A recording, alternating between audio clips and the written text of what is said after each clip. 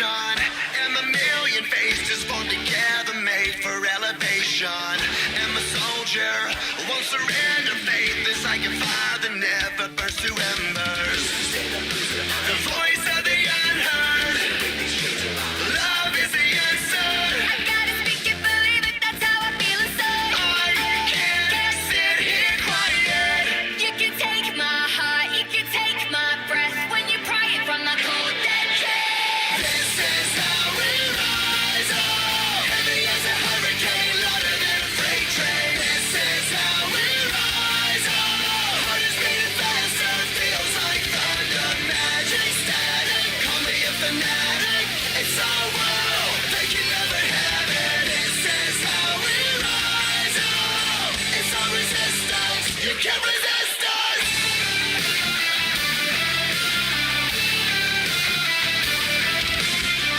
Can you hear me? Are you listening? Sleeping in the shadows could be making history. Through the fire, on the water, used to be a slave, but now you are a conqueror.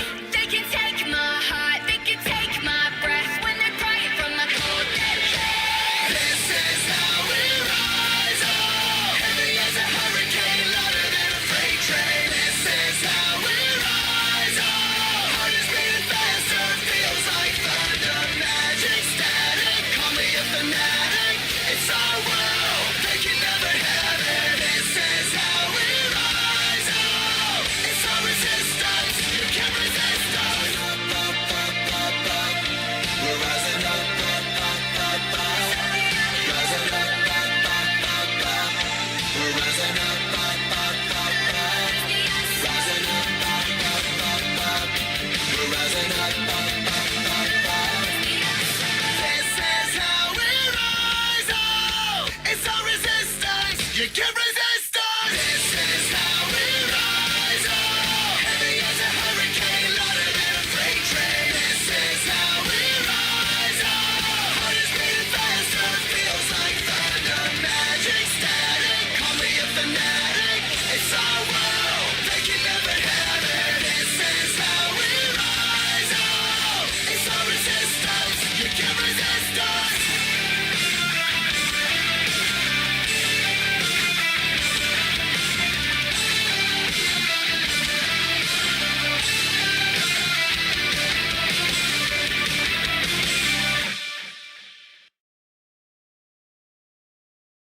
Ladies and gentlemen, welcome to Monday Night Voltage. It is time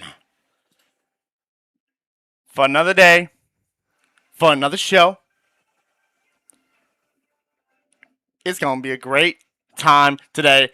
As Ace in the chat says, hopefully not too much stuff happens. Hopefully not a whole lot of crap happens today. Welcome on in, everybody. The wind that sounds like pie is in here. Ace is in here. Kaz is in here. Chaos is in here. Kara is in here. Dakota is in here. Everybody in the back lurking, they're in here. Welcome on in. We're ready for tonight. It's going to be a good show. I'm hyped for it. Especially when it comes to our main event. When we see Ashi Akubara put the whoopings on the Makima and make sure she can't win Queen of the Ring. That's all I'm going to say right there. Ashi Akubara, the diva, the Hollywood actress turned wrestler. She's going to whoop Makima and make sure she can't become Queen of the Ring. That sounds good to me. I'm gonna tell you. I'm not gonna lie. Plus, we got championship action tonight. Liu Kang defending his championship against Monkey D. Luffy, and as well, Bendy will be defending his Intercontinental Championship against Shadow the Hedgehog 1-on-1. We've seen Bendy take it to silver as of late. Shadow not too happy about that. Shadow wanted not only to fight him, but to try and take his title as well. We'll see that go down tonight. Plus, King of the Ring semifinals, Ringmaster still might be running on a bit of desperation to try to get back to that world championship.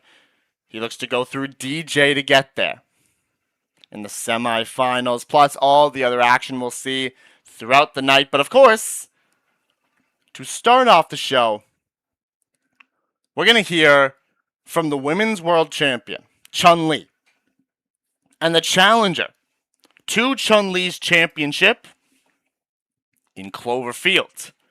Those two are going to meet in the ring, apparently to talk. Do I think it's going to go exactly how we think it's going to go? If we think it's going to go poorly, well, I'm just not going to say, actually, because I feel like we all know the answer to that. Anyways, the crew's ready to go. I'm ready to go. Let's get that audio up for like 5 seconds or so. We're going to have to get down to the ring real soon. Welcome on in. Opening, of course. Teaming up with his buddy, his mentor, Randy Orton. We'll see him later on tonight. They'll compete in the second of two number one contender matches for the tag team championships. We saw the Bro G's pick up the win last week over the New Day. Opening and Randy look to take their shot and get their opportunity tonight. Who will they face? We'll find out tonight. But all throughout that, that's then. Right now, let's go ahead and cut to the ring for Chun-Li and Clover. And let's see what potential madness, if not maybe a little bit of civilization, is going to go down right now.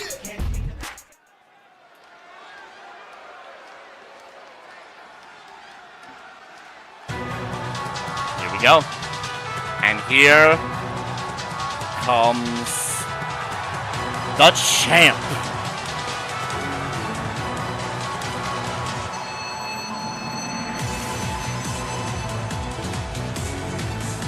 The champion out first. It is Chun-Li.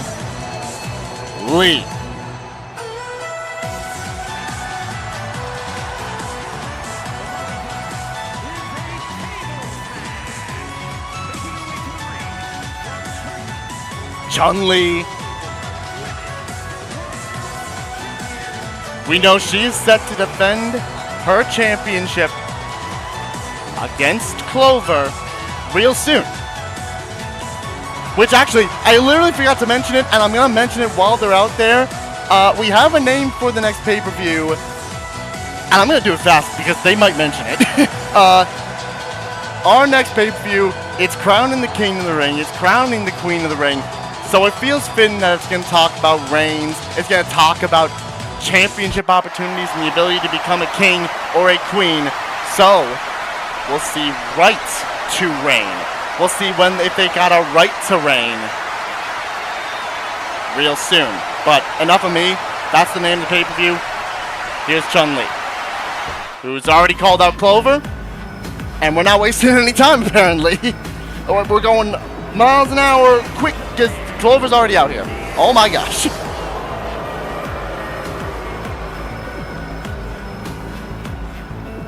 Clover already making her way out here. Apparently Chun-Li was ready to just have a little discussion with Clover. So let's see if it's going to be a discussion or not. I hope so. Or not, apparently, according to Clover. Great. Would already be giving you that championship. Well, we haven't won the title. Call him soft competition.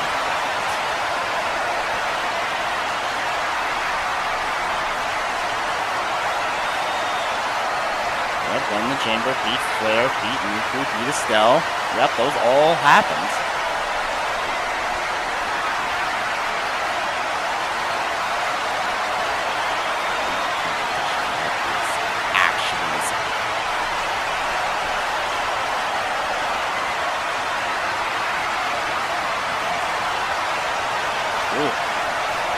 she's clapping back. Clap back with the response, but Clover's clapped back with the microphone. Come on. Man, should have known it would. Okay. Yep, should have known this would not be as civil as I expected. Oh, wait a minute. Clover getting caught, though. She tried to put an example to Chun-Li, and she said, no, not happening here. Drop the knee. Oh, my gosh. And now Clover just scurried out of there.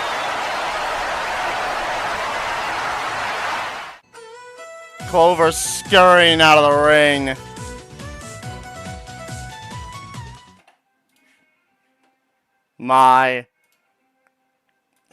Well, I guess we now know how this is gonna go down. Right to reign, as I mentioned earlier. Clover. Chun-Li, it's going down at right to reign for the Women's World Championship.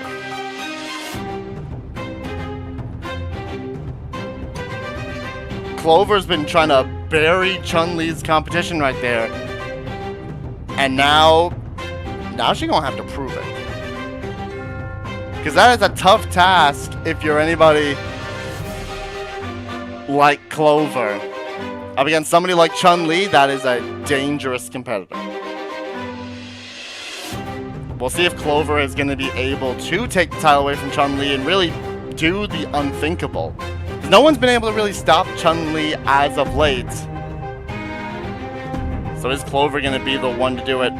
That being said, we're going to get ourselves into our first matchup of the night. It is King of the Ring Semifinals action. We'll see the Queen of the Ring in the main event, but right now, the gentlemen take the stage. It is the Ringmaster.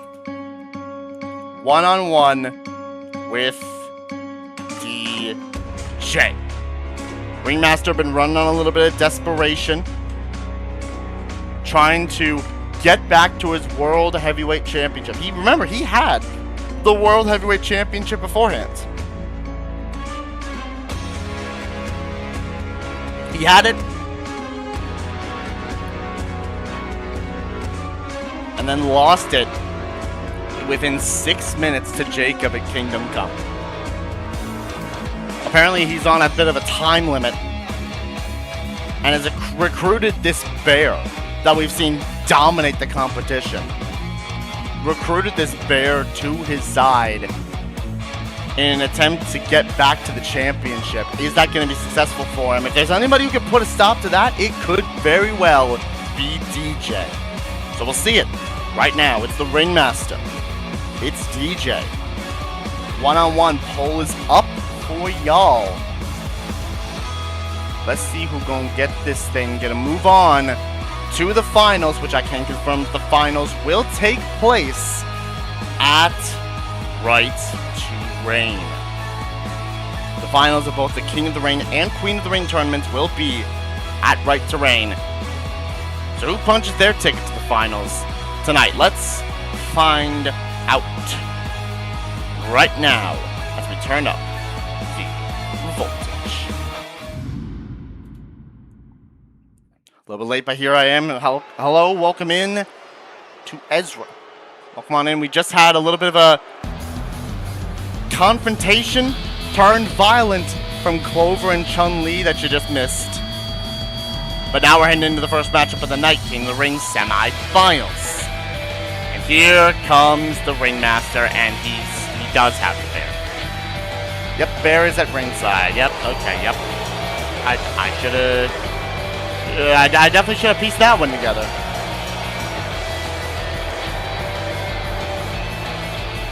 Such is exactly what it is, and there is the Ringmaster. Put away Loxus in very quick fashion in round one.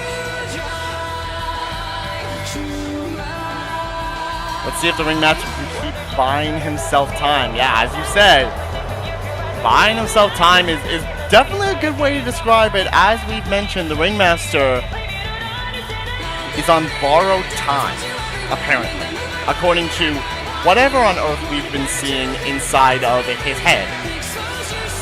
Whatever you guys have been telling me as well.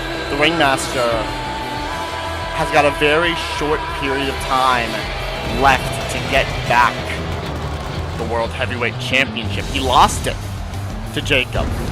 He tried to get it back through competing in the Golden Shot ladder match. He couldn't even get to the match itself, falling to Modest. Now, this is his last shot. It's his last chance to get back to that World Heavyweight Championship. If he can get there, I don't know if it's a good thing or not for this Ringmaster. And I dread to think of what could happen should he not. But to be fair, he does have a gigantic bear with him. I haven't seen anything the bear is capable of doing when not in the ring and at ringside, but, you know, still worrying. Especially considering he's teaming up with this whack job. But that's just my own thoughts when it comes to that. We gotta worry about King of the Ring semifinals, and if anybody's gotta worry about it, it's DJ. DJ is gonna have to contend with the Ringmaster tonight, but he's also gonna have to contend with the bear on the outside. Ringmaster has the bear, but we've seen DJ is a different unit in the ring. Will the bear factor be able to cross that out? Because the Ringmaster, I'll tell you what, he might have been world champion in the past, but this man is on the rise. He's on the rise to superstardom. That is our DJ. That's our guy right there. DJ with an absolutely insane performance in round one, putting away not just any competitor, but putting away a legend. A New Japan legend in Tetsuya Naito. No easy feat whatsoever, but DJ made it happen. Now he comes to the semifinals, looking to get his shot. We've seen him before try to get to the World Heavyweight Championship. He nearly did. He got himself into the #1 contendership that Kang ended up winning for that World Heavyweight Championship. He could have been World Heavyweight Champion now, but this is his chance to get there. Can he do it, or will the Ringmaster, who still probably is fighting on all desperation mode, look to shut that down? Here we go. Let's get it on. And we start off with some chain wrestling between these two. The Ringmaster pushing DJ directly into the corner. Lorenzo calling this one. We got a clean break between these two. That is not what I was expecting. Yes, that bear is very much a large individual. Welcome in to Prime. As DJ, a little headlock onto the Ringmaster. If this was a submission, his foot would very much be underneath the bottom ropes, so that would be a rope break. However, this is not a submission. Just a little headlock, try to wear him down. A little bit. Oh, I thought Ringmaster was getting out of it. No, transition that into little side armbar type maneuver from DJ. Welcome in Moon as well. Good to see you. As DJ trying to go after the arm that doesn't have that metal, whatever that is. A metal arm, metal glove type thing the Ringmaster has. And now they back into the chain wrestling. DJ pushing him into the corner. Oh. Okay, DJ the one on the offensive. I see you, DJ. Okay. Well, I don't see him with the full clothesline. Didn't exactly land that, but the Ringmaster trying to catch him quickly off guard. An odd roll-up, to say the least. Didn't quite get the full roll-up, and that allowed DJ to kick out at one quickly. Oh, running in, though, is that Ringmaster with that Hurricane Rana. DJ, you got to think he's already banged up. He's already hurt from his other matchup against Tetsuya Naito. And that wasn't too long ago. Ringmaster's had a little bit of time to recuperate. I think about 2 weeks or so to recuperate. DJ, I don't actually know how many weeks he's had, but right now, a little double axe handle from the Ringmaster into the cover, kick out. Roughly even so far. It could be a pretty close fight in the later stages of the contest. As I didn't even notice the bear pull out a freaking shovel. Watching while working on a new outfit design, I'd fight the bear. I would not want to do that if I were you. Shota, I really would not. Well, welcome in. That is a giant bear. I'd rather you not fight a giant bear. Submission from the Ringmaster already broken up by DJ off the ropes. Up and, knee and then into curry.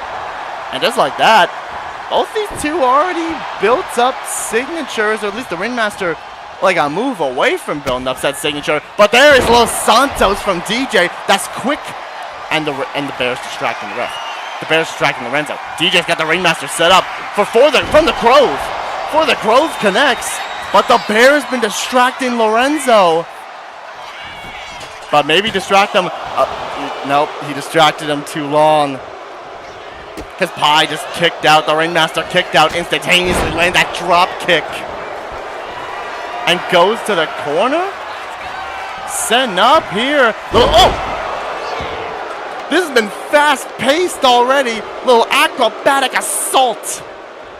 That flipping DDT from the Ringmaster. And now sets up for the ace. And DJ doesn't have resiliency. Oh my goodness. Is this going to be over that quick? No. That flipping applause DDT into the ace. But DJ does not burn resiliency. He didn't even have it in the first place. Oh, double knees. Does not land. Kick to the gut. DJ. This has been... I thought these guys were going to have like a long, a little bit more of a slow-paced match. No, these two are just throwing ban for ban after one another quickly in this fight. A little sliding forearm from DJ. We've barely gotten into this thing, and these two are already going off. Coffin drop avoided. Off the ropes, a little spring and drop kick. And now DJ up on the shoulders and down onto the ropes. He's busted. He's not busted open, but he's stunned. And look at that. The Ringmaster directing traffic to the Bear, telling him to throw DJ back into the ring just so he could pin him. And look at the other side over there. The Bear's already taken apart the turnbuckle. And DJ had to kick out, but that was... He just barely managed to just roll that shoulder up. He barely got anything on that. As Lorenzo quickly fixing that turnbuckle pad as a boot lands, though, from DJ. And this is where he's got to use some of that athleticism, that high-flying ability. He's going to roll through with it and hit that X-Factor. Roll through X-Factor. Oh, clothesline lands from DJ. Dropped him with that clothesline, then stepped up with it, climbing up top. DJ with the swiftness. Momentum was on the side of the Ringmaster for sure, but now DJ looking to bring that momentum right back to his favor. Kick to the face. Oh my gosh, but the Bear distracted DJ for a second, but he focused up real quick. Luthez pressed to the Ringmaster as he popped up. And DJ might just have him dead to rights for the Grove. And the Ringmaster's got no resiliency this time around. into the cover. No, he kicked out. And the bear removed the turnbuckle pad again. Bro. Oh, no, he reversed Los Santos. Reversed Los Santos. The Ringmaster quickly into a roll-up, but Lorenzo's fixing the turnbuckle pad, but now he's seen it. Quickly. But DJ kicked out. And flipping in moonsault from the Ringmaster. And he's got a signature from it. Looking for that applause. DDT lands flush on the dome of DJ. And he's in huge trouble now. Because he's set up for the ace. That spinning forearm lands flush. And the Bear's been paying dividends for the Ringmaster into the cover. And that is resiliency on DJ. But that man is getting right back up, and he just swung at him. He said, hit me with that thing. Moonsault into the cover on the Ringmaster. He's got no resiliency, but he kicked out. Didn't need it. Oh my DJ! Oh my gosh! Look at the distance that man hit. I thought he'd go from the left corner where the Ringmaster was closer to him. He said, no, let me go from the right corner and have a little style with that coffin drop. Oh, man's going off. Sending the Ringmaster into the barricade and a little Russian leg sweep back into the steel. DJ just hypes as the win that sounds like opening up. I mean, yeah. Yeah, he's hype. We're at a count of 8 now. DJ looking to... No, he's not going to actually go back in the ring. I thought we were going to be waiting. Nah, instead he said, let me go a little bit further. Giant forearm to the outside. And an elbow right afterward. This man is on one. Hold on a minute, DJ. Hold up. He's showing out. Tossing the Ringmaster away, and now the Ringmaster's got to be in full panic mode. The ace couldn't put DJ away. He is going to need to find some sort of trick up his sleeve. And that might be a way to do it, because he just reversed Los Santos, and a German suplex sends DJ away. What a counter. Counter that attempted senton. DJ, oh no, he got caught. DJ got caught. The applause! On the outside. Playing him flush with it. And he's going to toss. No way. Where are you going, Ringmaster? Oh, no. Oh, no. Come on, man. He's going to try to win this thing by a count out. Unless. Wait a minute. And no. DJ, you gotta get in there quick. He gets back in there. Oh no, and he ran into it. He was looking for the... oh no, he ran into the ace. He tried to stop the bear, and that little bit of slight hesitation just cost him. Tossed the bear, slid into the ring, beat the count, but the Ringmaster was ready and connected with the ace.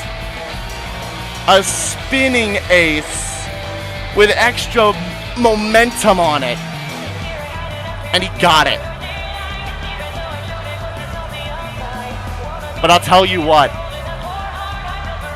That man had to hit him with like 4 aces to get DJ down. You cannot fault DJ for everything he was able to do in this matchup. He put up a fight. But as Ezra says, for another day, the Ringmaster lives to fight. And he's gone on to the finals of the King of the Ring.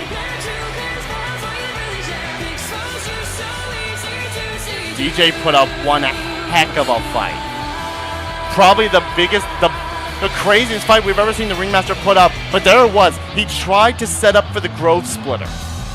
He winded that fist back for the Grove Splitter, but the Ringmaster was there and waiting and spun to hit that ace.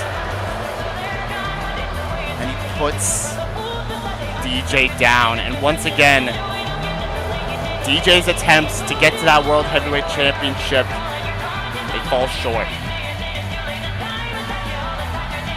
But dang, did he look good again. That seems to be a thing with DJ.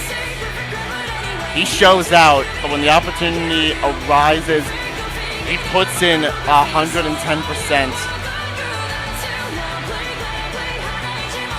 But isn't fully able to get the job done.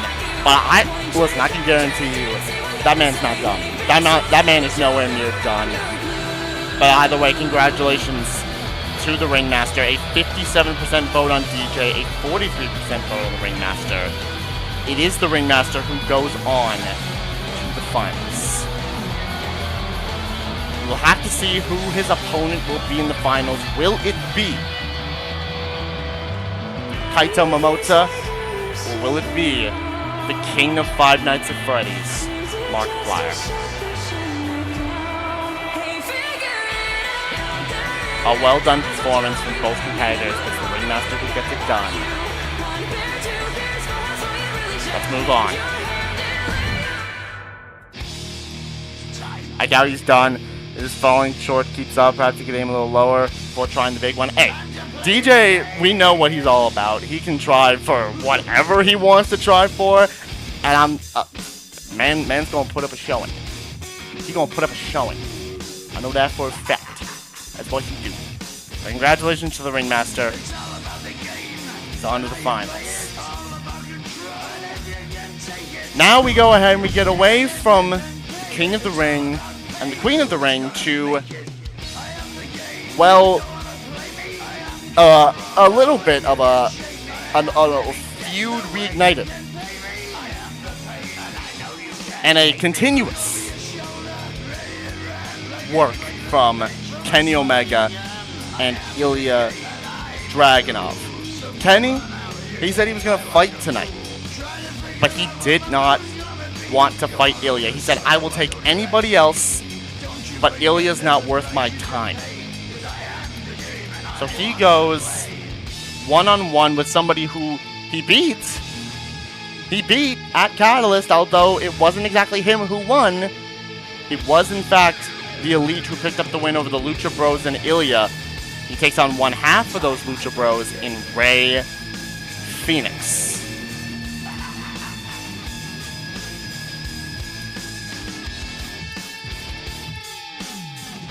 Get the poll ready to go.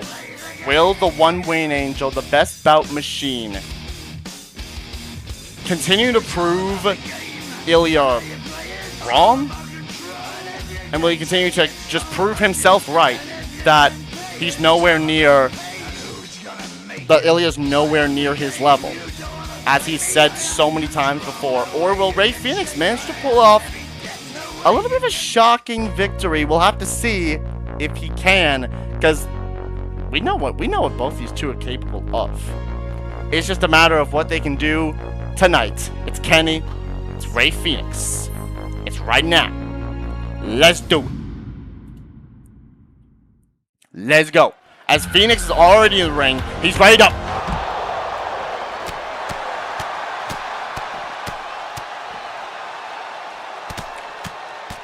Honestly, deserved. I'm not gonna lie. I can see where Ilya's coming from with that. Yeah, it's a surprise Ilya attack, yeah. I can see where he's coming from, though. But he's already just straight up taking the thing to Kenny. And Fenix just gonna wait. He said, you don't want to fight me? Fine, I'll make it so that you want to. An attack there from Ilya, and now we're underway. Fenix rushing in DDT. Kaz saying expected and deserved, and honestly, I don't disagree with you with at least half of that frog splash from Fenix. From the middle ropes. And Kenny's rattled already. He knew he was expecting a fight with Rey Fenix. I don't think he was expecting Ilya to pay a little receipt to what Kenny did to him last week. These two are gonna have to go at it again, man. Like I know we saw the 6-man tag, but it's just been relentless between Kenny and Ilya. We're gonna have to see those two go at it one-on-one. Because we haven't seen that. There's a knee right to the face of Fenix from Kenny Omega. And he raged up immediately. Man's rage that fast. Tried to turn Fenix around, but gets caught in the corner. Couple kicks from Rey. Got caught by Omega. Tried to jab at him, but Fenix was just too far away. Back and forth these two go. Move on top of move. Rey was setting him up though for a brain buster. Seems it's favoring Fenix already, but it does also seem Ilya's now actually trying to provoke Omega into a fight, which we're gonna have. I'll be honest, we're gonna have to see that fight as Fenix now trying to set Kenny up. Oh my goodness, he's already got it. There's that driver already, and Kenny got rocked early from the attack from Ilya. He got rocked by Fenix, and he's already at the burn resiliency.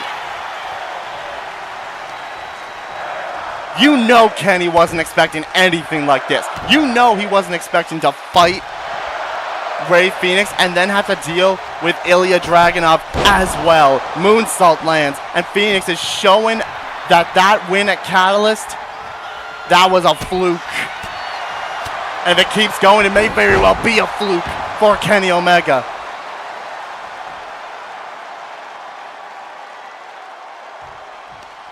He's showing out already.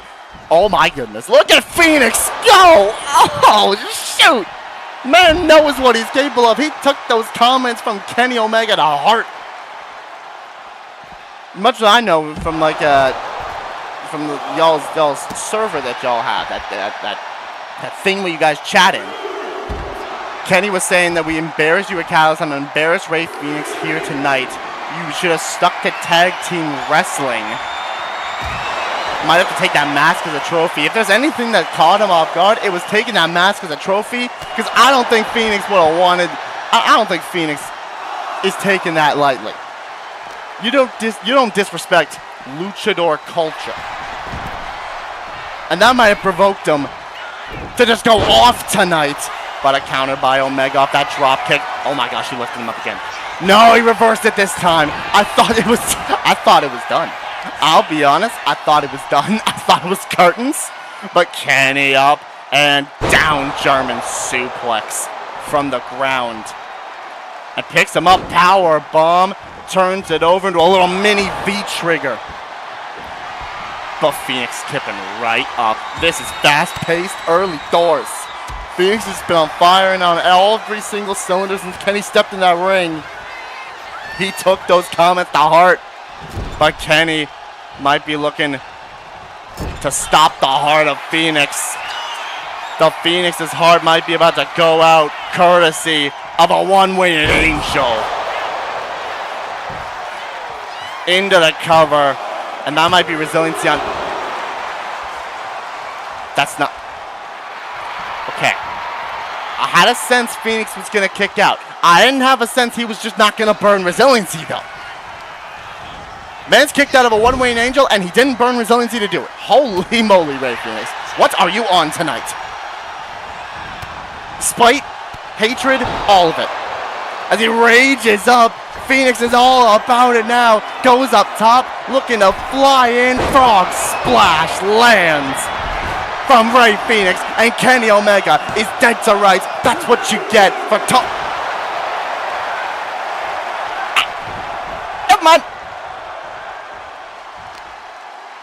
I'm about to say that's what you get for taunting Ilya Dragunov. And for taunting Rey Fenix, but he kicked out. The mat. Oh, Kenny. Countering that move from Fenix. Up on the shoulders he goes. And into the corner, Snake Eye style. Omega now. Omega's got to be fuming. He's got to be fuming that Fenix is even giving him this type of fight, that he kicked out of a one-winged angel, but he might be about to get hit with another. There's one-winged angel number 2. And this time it's got to be resiliency. It is. That's resiliency on Fenix. He started out the gate fresh and fast, but Kenny now slowed down the pace and got exactly where they wanted to go. Wait for the V-trigger. Wait a minute. Fenix tucked him up good. He tucked him up good with that roll-up. Into the cover on Kenny. No, he doesn't get him. He just barely kicked out.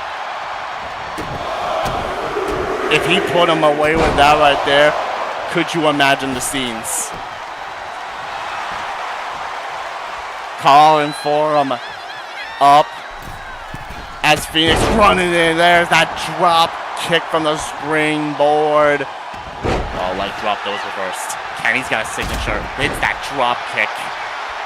Goes to the corner, and I think we could be seeing the end of Fenix right now. V-trigger.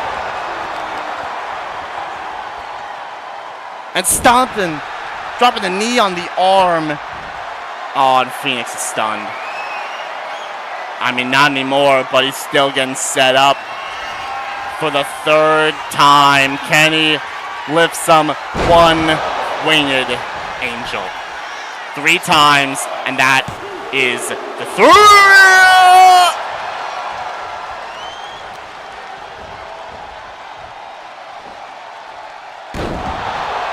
Okay, Fisherman suplex. Hold on a minute. Okay, Kenny might be pissed. That might... Sir? Huh? Yeah, every single stone. Okay, busted him open. Huh? Lifts him up. Knee to the face. Pardon? Yeah. Red. Fenix. Oh my gosh. What is... Another knee from Kenny. What are you on, man? Oh my gosh. Puts him in the corner. Doesn't have the one-winged angel this time. Yo, Kenny's got to be questioning everything. He's got to be thinking, what do I need to do to put him away? But the signature reversed. But the knee reversed. Enziguri lands. Fenix has still got a chance, y'all. And he goes to the corner. Fenix going to the corner. Pointing at Kenny. Flipping in. Cartwheel Pele, but he's out the way. Oh, no. And if anything's going to put him away, it might be this. The Tiger Driver 98. Tiger Driver lands. Fenix is dead to rights. And he's set up again. Punches him one time. Just to add a little insult to injury. And a 4th one-winged angel. Ray, you put up a massive fight, but that time it doesn't. Oh my goodness. That time he puts him away, but he had to work for it. And Ilya's back up on the stage.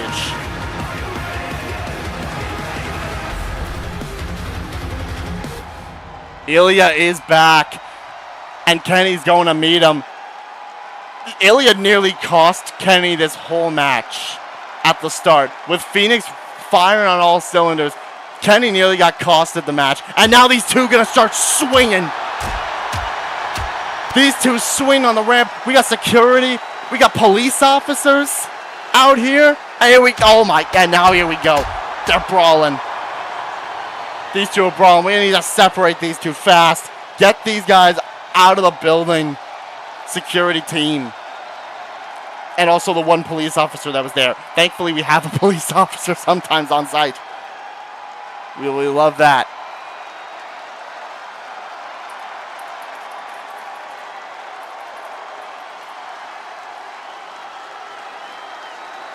%80 of you on Kenny Omega, 20% of you on Ray Fenix. I'll tell you what, that 20% of you almost had the thing.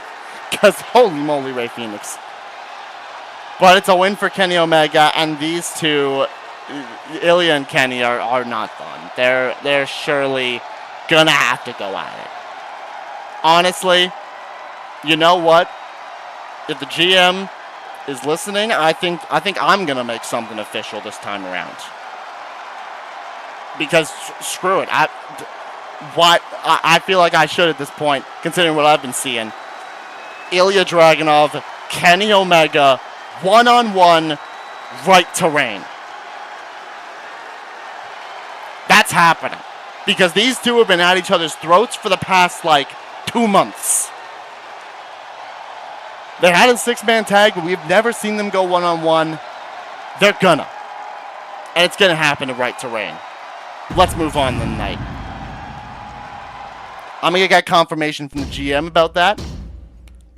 But as much as I know, that's happening. As much as I'm gonna say, we're doing it. Let's get to Fatal 4-Way action, shall we?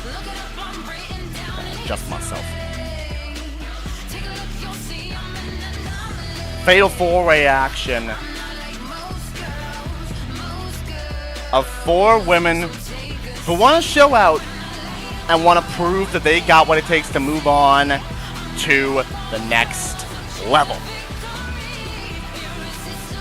It is Athena Cykes. It is March 7th. It is Cammy. And it is Undyne.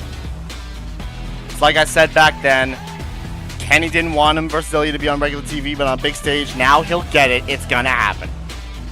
We're getting it on right to reign, 1-on-1. But who's gonna pick up this massive win in this Fatal 4-Way? Hey, you know what? This could be shaping up for a little bit of a future situation for either Chun-Li or for Hu-Tao. We could be seeing one of these 4 competitors, or maybe multiple of these 4 competitors, challenging for those titles. But it all depends on who can get the job done tonight. It's Cammy, it's March, it's Athena, it's Undyne. Fatal 4-Way. Let go.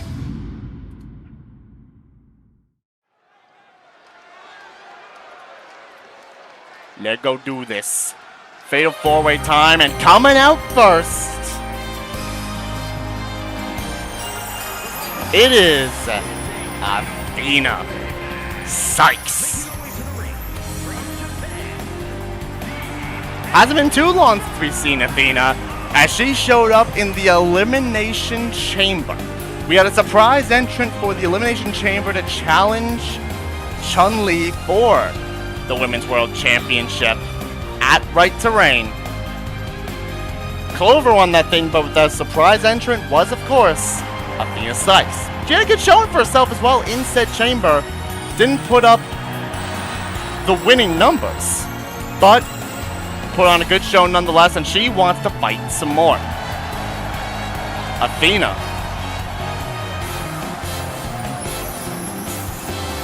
Looking to prove she's got what it takes. Might not have gotten it done for the big prize, but hey, maybe an opportunity in the future. Could see a matchup between Athena and Hu-Tao. Maybe for the Ironheart Championship. That kind of go crazy. I would not lie and say that, because, that'd be crazy.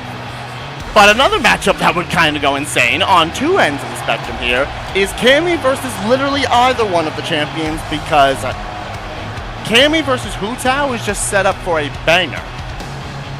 And Cammy versus Chun-Li, oh, there's some history. There's some history with them two.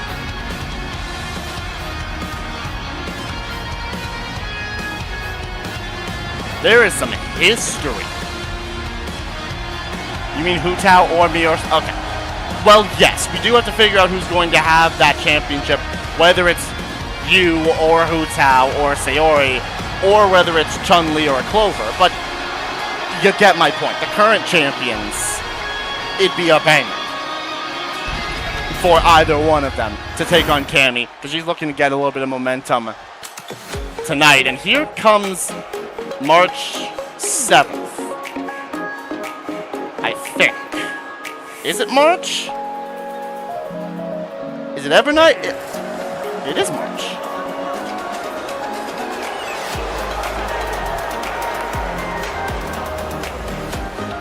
It is March. I'm still very confused with how she does this. It is normal March. I don't know how much there is to say when it comes to March, because we've seen a lot of March, we've seen a lot of Evernight, but I still don't know what's going on with March. Because, like, she's happy-go-lucky here with this little pinata thingy, but yet she drops people on her head, and then there's Evernight, who's creepy and terrifying, who also still drops people on their head. I don't get it.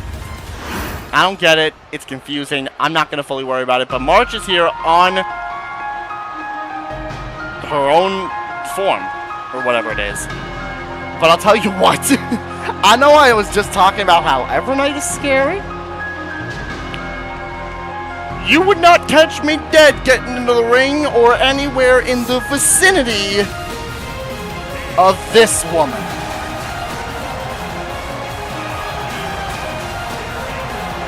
The captain of the Royal Guard, Undyne, is here to make her presence felt. She competed in the Gauntlet Eliminator right before Catalyst to see who would challenge Chun-Li for that title. That Gauntlet Eliminator was won by Estelle Bright. But I'll tell you what, Undyne started the thing out with Sayaka Mizono. First off, you looks, and two, she put in some work. And if she can put in the same amount of work that she did in that Gauntlet Eliminator and then some, y'all, we might be looking at a serious title contender in the form of Undyne, because, oh my, the armor, the strength, the physique, all of it, that screams champion. All it needs now is just a title for Undyne to prove it. But it's Fatal 4-Way action. It's Athena, it's Cammy, it's March, and it's Undyne. Fatal 4-Way. Let's get it. Bobby calling it. Let's go. As we're starting Cammy and Undyne on one end, that's a matchup and a half. And March and Athena on the other end. Undyne's a strong fish. Oh yeah, Undyne's a strong fish. she a strong fish. Athena, a little uppercut to Cammy and Undyne. Now taking it to the smaller March, 7th, and drops her directly into the corner. But now has to contend with Athena, who sends Undyne out of the ring. Athena, what you going for? March is just staring. Athena, what you doing? What you doing? Oh, Athena looking to go hang time here, but March stopped her from flying out after Undyne, just to drop kick Undyne herself into those ropes. Cammy went for a massive knee on Undyne on those ropes. That could have been nasty. I can definitely see Undyne being a champion in this place sooner or later. She got the physique and the talent to fit. When you talk about the heart of Cammy, the physique of the heart of Athena, the physique of Undyne. I'm sorry, Athena, you just lifted Undyne up with a German suplex. Okay, girl, all right. Holy moly! You got the like I said, you got the physique of Undyne. You got the heart of Athena. You got the physical, technical prowess of Cammy, and you got whatever in the world March 7th will have. She just casually suplexed Undyne? Yes. And she's busted Undyne open. And stunned her. The fish do be bleeding. Heart is a powerful asset. Sure is, as a kick out by Cammy. That's the heart to kick out. March now trying to lock down Undyne. Athena locking in a submission on Cammy that quickly she fights out of. As March is tearing apart our second commentary team's announcers table. Oh my God, Undyne! Chill!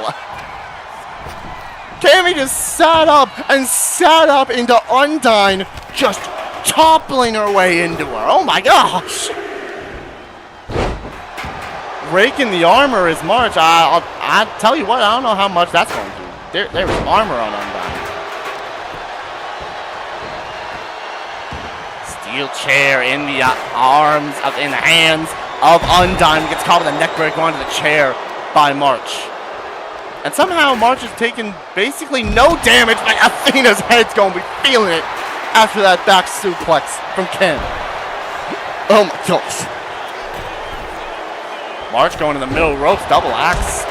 Handle it. Athena caught Cammy with that massive kick and going to fire up the crowd. March climbing up, elbow drop to Undyne. Oh man, these poor ladies. They all got something to prove, and they all got something. Look at Athena go. Athena's just fired up as March just knees Undyne out of the ring. And now Athena dropping Cammy. March, that's toxic. But there's that dragon twist cutter from March to the outside. Rages up. That's toxic. March, that's toxic. You can't be slapping cheeks in front of Cammy. Oh, but drops her anyways. March really do just be taunting this matchup already. March really do just be taunting. Oh my, super kick from Undyne. Oh.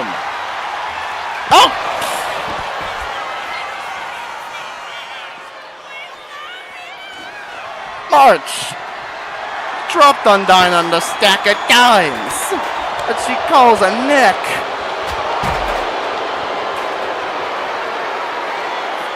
Dude. That's going to neutralize Undyne for a second. As Athena sent Undyne into the ring post, and so does March, this time sending Athena into the ring post.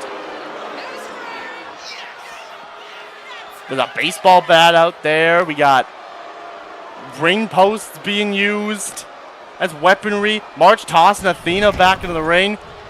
But March, I think, was trying to go after Athena, but Undyne stepped in as well. So March saying, all right, now I'm just going to have to deal with you. Scoop, slam, turned around into a DDT from Undyne. Cammy, catch, Russian leg sweep there. Oh no, no, March, that's a child. That's a child! Or at least a teenager. Into the cover on Athena, but Cammy's there to break it up. Yeah, I think Athena's more like a teenager. Or a, I don't know how old she is. Like, old enough to be competing, obviously. March got that chair, but Undyne swiftly knocks it right out of her hand. Drops March onto the knee with that armor. As Athena, oh my goodness, look at Athena go. Up goes Cammy for a little mood swing. The mood swing. March, you really just be slapping cheeks, man. You really just be slapping your cheeks all over the place, March. I can't with this.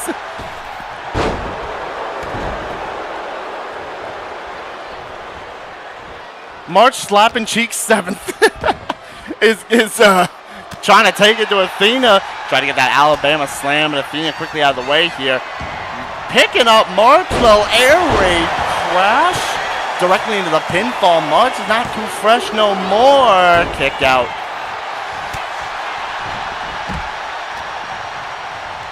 Yo, welcome in, David. World Cup people, Germany got eliminated. Okay, World Cup people, the win that sounds like David saying that Germany got eliminated. Okay. Then climbing up top goes Cammy with Undyne stunned and an elbow drop. When did I guess Undyne used Adrenaline Rush like a minute ago? Into the cover. Broken up by March. Keep in mind, everybody has some sort of big move. March's got a signature. Cammy's got a. March doesn't have a signature anymore. And Undyne doesn't have a finisher anymore because March just reversed that. I stand corrected. Oh, but Cammy sets Undyne up. There's that famouser. March gets the freeze frame. There's 2 pins going on at the exact same time. Referee's going to have to be counting one of them. It was Athena's.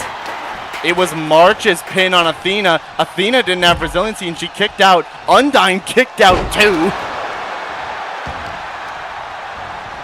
Off the ropes, Undyne. No, caught by Cammy.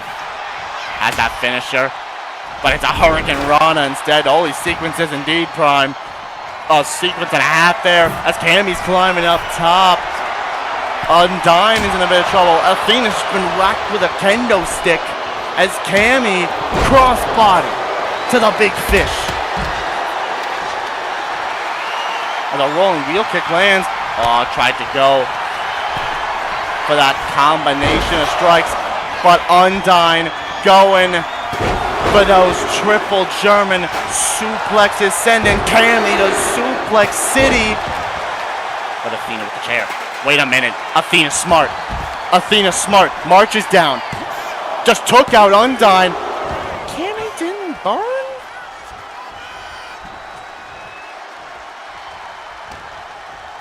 Cammy, you what? Didn't even burn resiliency to that? Okay, then. What the heck? Abdominal stretch. Broken up by Athena. I think Evanite's made a good choice. Then March vitality and damage compared to everyone else. Yeah, I mean, March. We've seen March kind of just go off in matches like this. As Undyne dropped Athena and March just dropping Cammy. She just put a steel chair to the back of the head. Oh, counter by Undyne. Athena's grabbed that. Never mind, she's not grabbing that baseball bat. Counter by March, who has a finisher. Cammy's got adrenaline. Yeah, she did just eat that chair. Like that. Oh, no counter by Athena. Bridges it into the pin. And March breaks it up, just stands there and looks like, really? Oh, look at Athena go. DDT plants March. Right down. And she's got two finishers. Pop off, Athena. Where you going? Top ropes here. Athena. Oh, spiral tap. Okay, Athena. Spiral tap one time. Why don't you? March didn't burn his own either.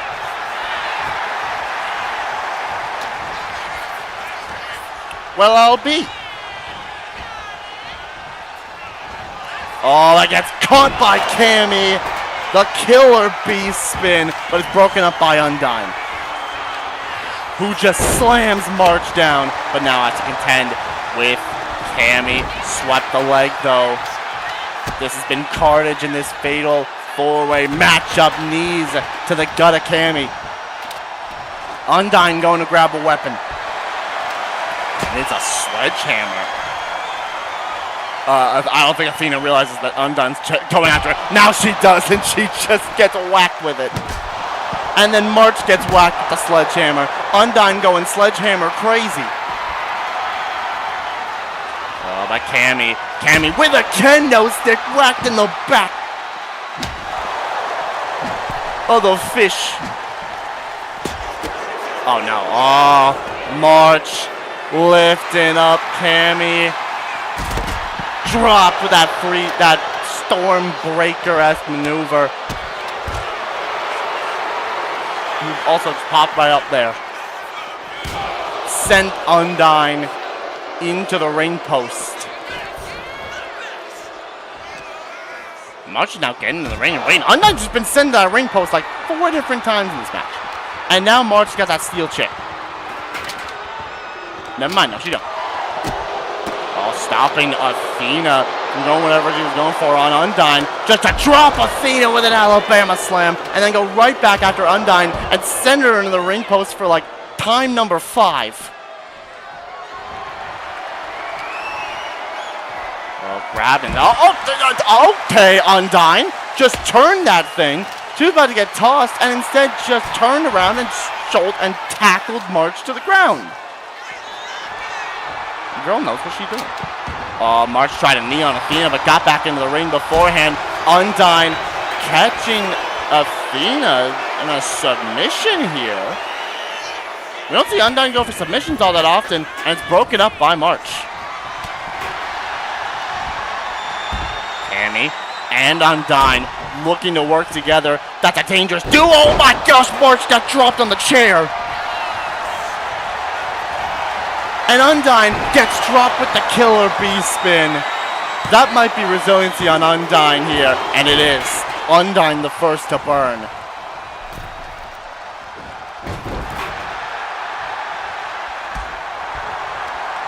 Oh, Athena countered by Cammy.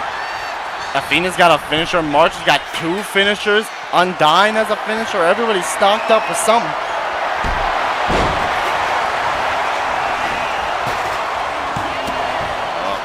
Cover broken up by Undyne. These 4 ladies begin to fire and all of a sudden just putting on a bit of a classic as Undyne now just leaving Athena in the corner for Cammy to pick up. No, countered by Athena who runs in. Hurricane Rana. Undyne had the steps for about 2 seconds before drop. Maybe a good idea. We do not want people dead. Undyne. My goodness. Athena now grabs the chair. Oh no! Undyne was too busy, and she gets dropped on her head by March.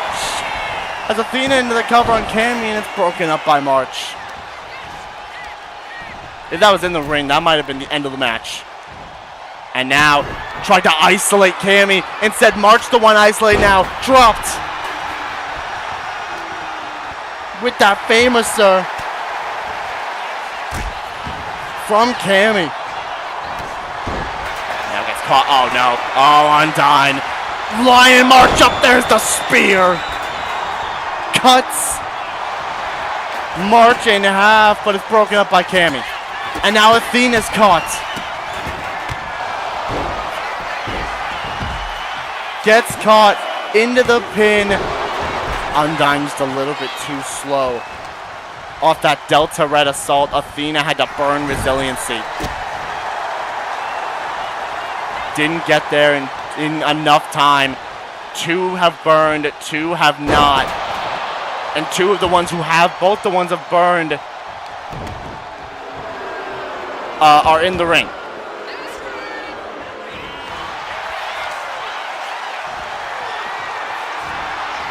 Oh, Athena dropping Cammy. That suplex as Undyne ran into a kendo. Undyne dropping Mark the kendo. It's like, what is Athena going for? Little submission. Reverse Boston Crab, but it's broken up by Undyne. Oh, Athena.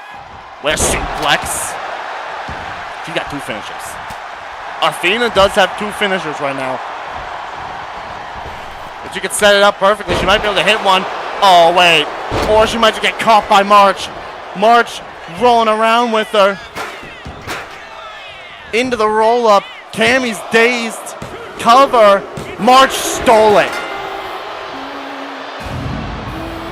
Okay, what now? Why is Evernight's theme playing? What is going on here?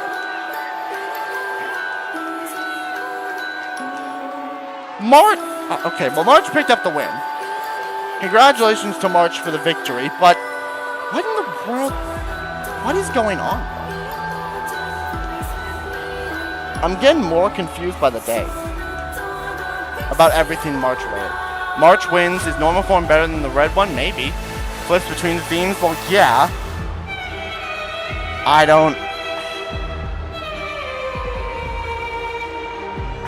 confused, man. I'm confused now. Because March picks up the win, but that sure is not March's... Like, we heard March's theme. And now it's... Evernight's? Was that March? Was that Evernight just looking like March? To throw everyone off? I don't know. I don't know anymore, man. Either way, she caught Athena off guard, rolled her up. Undyne couldn't get there in time, and that was the match. This is getting more confusing by the day. We've seen how off March has been. I'm sure there's definitely so much that she could get somehow, but at the end of the day, that's the win. Cammy had 50% of the votes, 33 on March, 17 on Undyne, and 0% on Athena.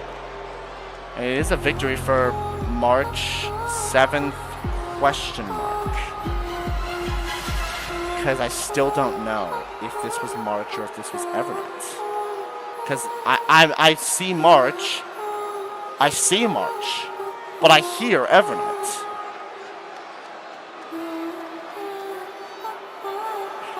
We're gonna have to move on. We're gonna move on from that. That was an abrupt ending. It was. March just caught Athena off guard, rolled her up, and that was it. But now we move on from that weirdness to probably more weirdness, because it's now time for the Intercontinental Championship to be defended. Shadow the Hedgehog, representing Speed Force. He was pissed off at Bendy attacking Silver, setting his sights on Silver, sending him off of the top of the security team's office to the floor below onto the steel grates. And Shadow called Bendy out, told him to put his title on the line, and for some reason, the dang demon agreed.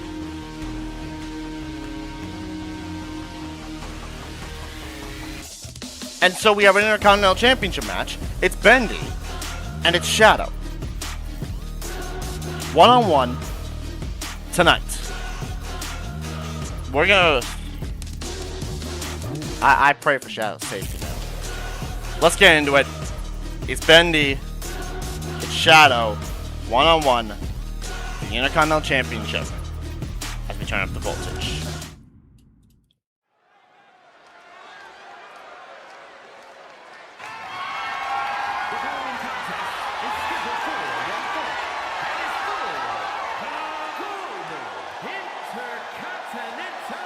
Title on the line. Here we go. Coming out first, representing Speed Force, and he owned the bike, and he's got Sonic and Silver with him. Alright, Shadow. Man means business.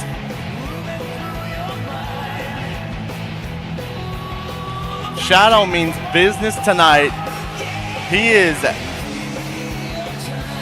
sick and tired of Bendy, and he wants to put an end to him now.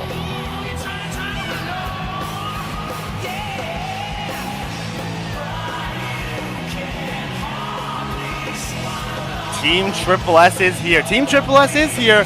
It's Shadow fighting, but he's got Silver and Sonic with him. So is there a trios tournament chance? Maybe. That might be something that has to happen in the future. We don't have a lot of trios, but we have a few. I mean, we got them. We got Dice. We got Septiplier and MatPat. We got the Heroes Academy. We got a few trios. Be interesting. That's for sure. But right now, Shadow just looking to do this thing on his own, looking to claim the Intercontinental Championship away from the Demon. To be honest, out of everyone that can be challenging Bendy, Shadow could probably put up an actual fight. He's seen a lot of crap. I think Bendy's one of the least on that scale. Yeah, he is the ultimate life form. He has seen a ton. It's just a matter if he can put up with whatever on earth this dang Ink Demon has in store. Here comes said Ink Demon. The current reigning and defending GWE Intercontinental Champion, Bendy.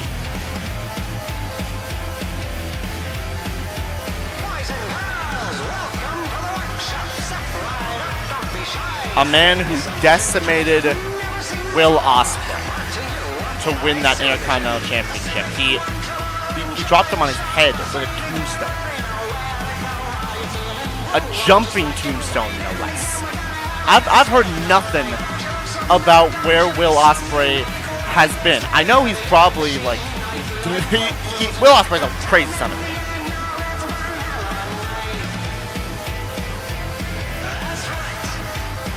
He's probably still wrestling somewhere, I don't know. But I've heard nothing about him for years. Bendy put the hurting on, and I don't like it. What do you mean he has friends? What do you mean he has pals? I don't want to know about pals. No, thank you. One's already enough. He's been wrestling. He's been wrestling? What is that? You know what? I'm not even gonna. You know what? That's just Will Ospreay. Anybody else would just do that. Who knows, man? Intercontinental Championship is on the line, and nobody else could fight through a jumping tombstone pile driver, break your neck, and still fight on like Will Ospreay. Because that's the son of a gun, crazy. Nonetheless, Shadow might be a mental man for challenging Bendy for the title. Well, not even mental man, mental hedgehog for challenging Bendy for this Intercontinental Championship. But he might be the best shot to get him as well. Like you said before, Prime, Shadow has seen some things. He's been through a lot of things.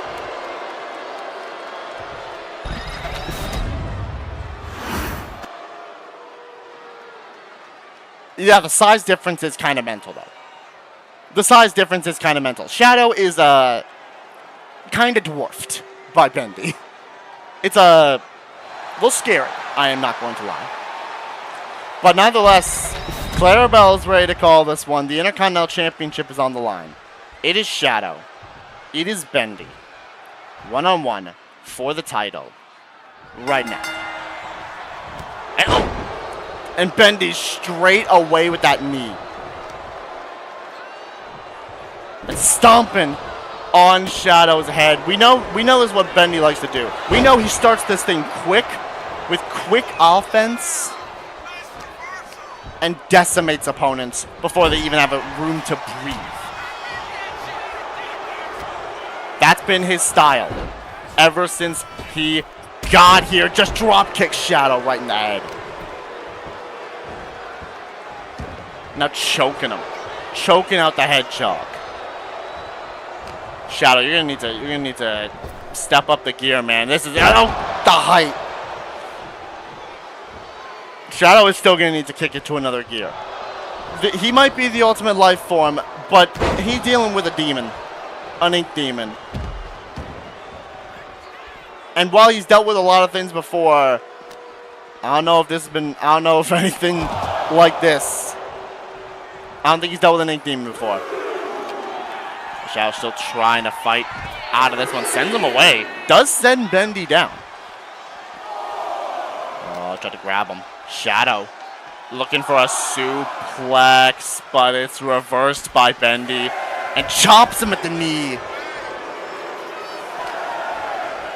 And sends him into the... Oh, he sent him into the barricade. And we're already at a count of 7. Oh, he slit the throat. He's dealt with a demon before and... he's dealt with it. Okay, yeah, that's fair. It is Shadow. Oh, wait a minute. And now Sonic providing a distraction. Hold on a minute. Sonic trying to help Shadow out here. He ducked that clothesline. He didn't even look back. And he ducked it. But Shadow still gets him down with that Falcon Arrow. Man had eyes in the back of his head, for crying out loud. A punch right to the gut. Yeah, the numbers are starting to... Hey, this is the one time when the numbers game could affect Bendy. Oh, clothesline out the way by Bendy. Ugh. Neck breaker.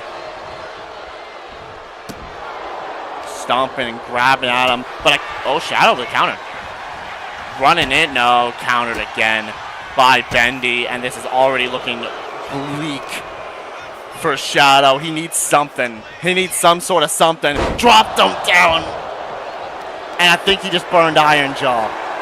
I think Shadow just used a bit of Iron Jaw. Tried to clothesline. Yo, he just stepped out the way.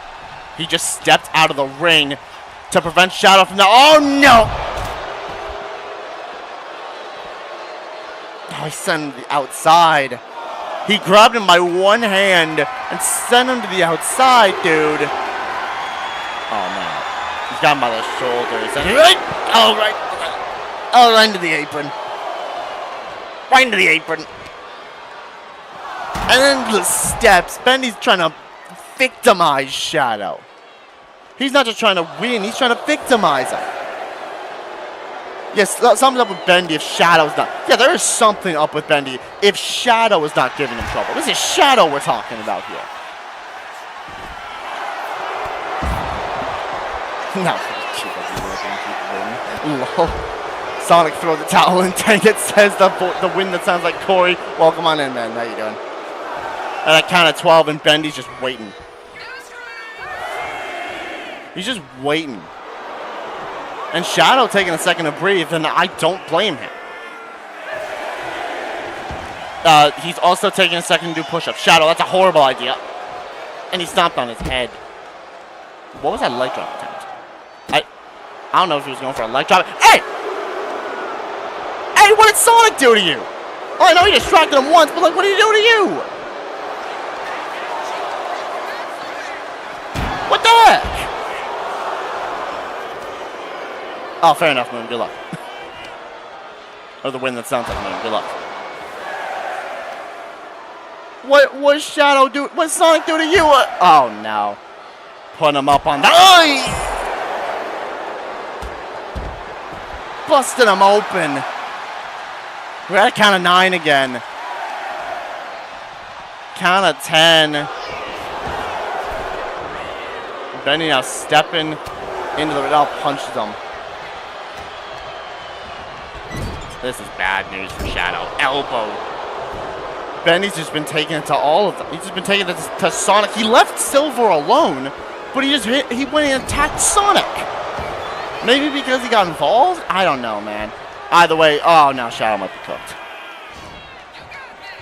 Shadow might be cooked. That's the ink cutter. That's the ink cutter.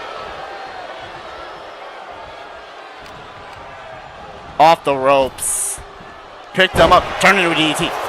Shadow turned into a DDT. Quickly into the pin. On Bendy. Kicked out of 1, though. Kicked out of 1. Turned him over. Shadow's still trying. He's still trying to fight, though. He's still trying to fight this thing. Oh, no. He sent him up. What is he sending him up? Oh, he reversed it.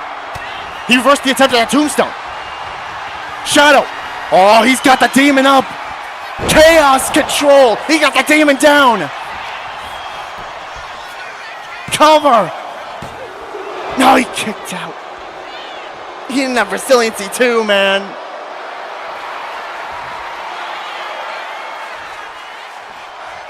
Shadow trying to fly in. Clothesline does land.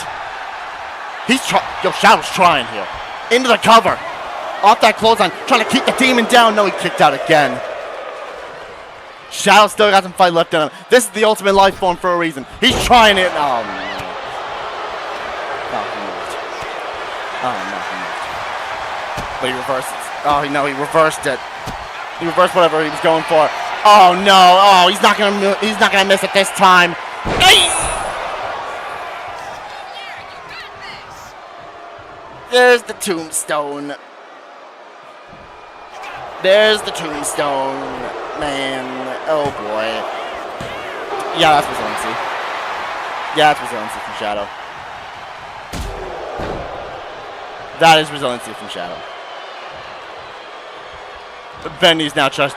Oh, gosh, you lifted him up, too. What are you doing? What are you... Oh, my... Jeez, dude! And now Silver's distracting him. Shadow's got tossed out of the ring. And he's still getting up. Hey, that is Shadow for you. That's exactly what he does. Where are you going? Bendy, where are you going? Bendy, where are you going? Bendy? Bendy. Come on! Come on, man! Oh, come on! Oh, no. No, now he's got Silver.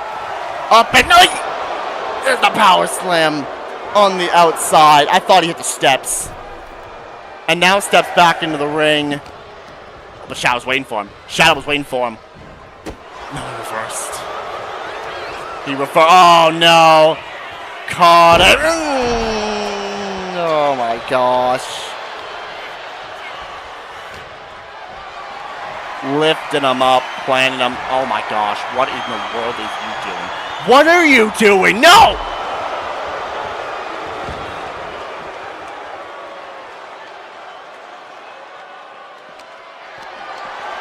Yo, he's killing him. Yo, he's killing him. No! He's killing him. This has been the MO of Bendy this whole time. He isn't just beating people, he's destroying them. He's making sure they can't even step them again. But Shadow didn't get the reversal. Hold on a minute. That's the Anaconda Vice locked in. Anaconda Vice locked in. No, he got out. He got out. He got out, man. He got out. Shadow, though. Send him back in the ring. Come on, Shadow. You gotta finish him. You can. Come on. Come on, Shadow. Get some. You have a finisher. You can. He reversed it. He reversed it. And he sends him back to the outside again. That was his chance. That was his chance. Oh no. This might just go. Oh, this is going all to crap, man. He's got him again. And into the ring post.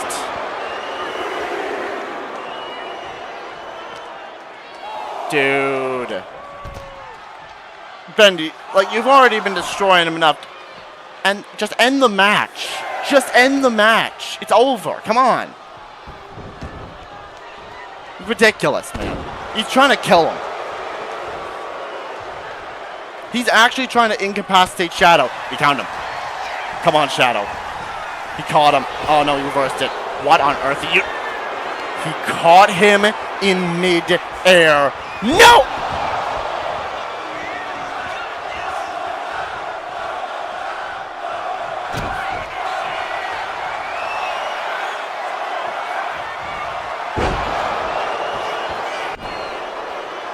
Count to a billion. Count to a billion, it's over.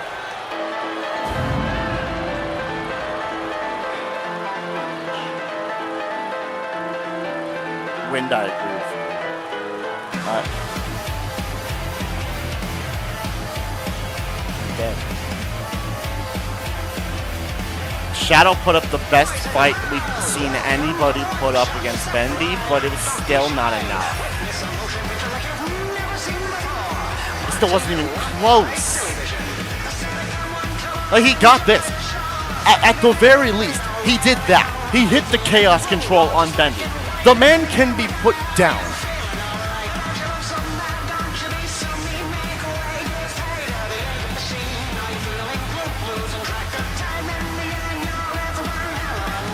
He can be dropped like that. But that's literally all we've seen. Yeah? He's not immortal. But he picked him up. He tossed him in the air. And he dropped him with a tombstone. The end reel right in to the ink machine. Back to back. Dude.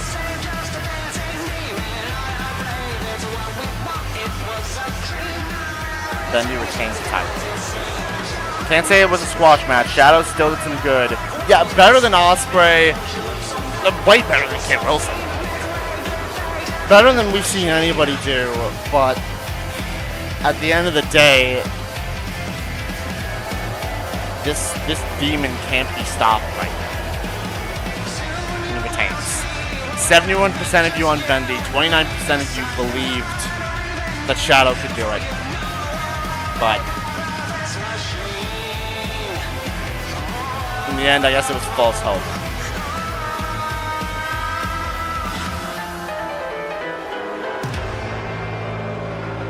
Bendy retains the title.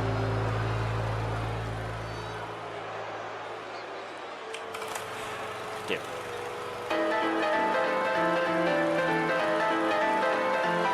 Let's just move on.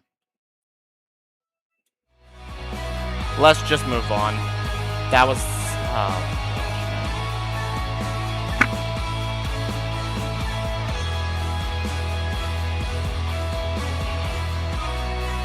somebody gonna have to stop that. Somebody gonna have to stop that.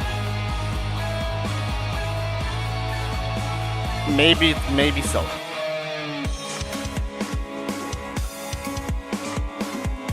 Though if I'm Silver, I'm scared. Someone will. Someone's gonna have to. It'll happen. But right now, it does not look likely. But it's about time. Let's move on from that. And get to something a little less insane. It's triple threat time.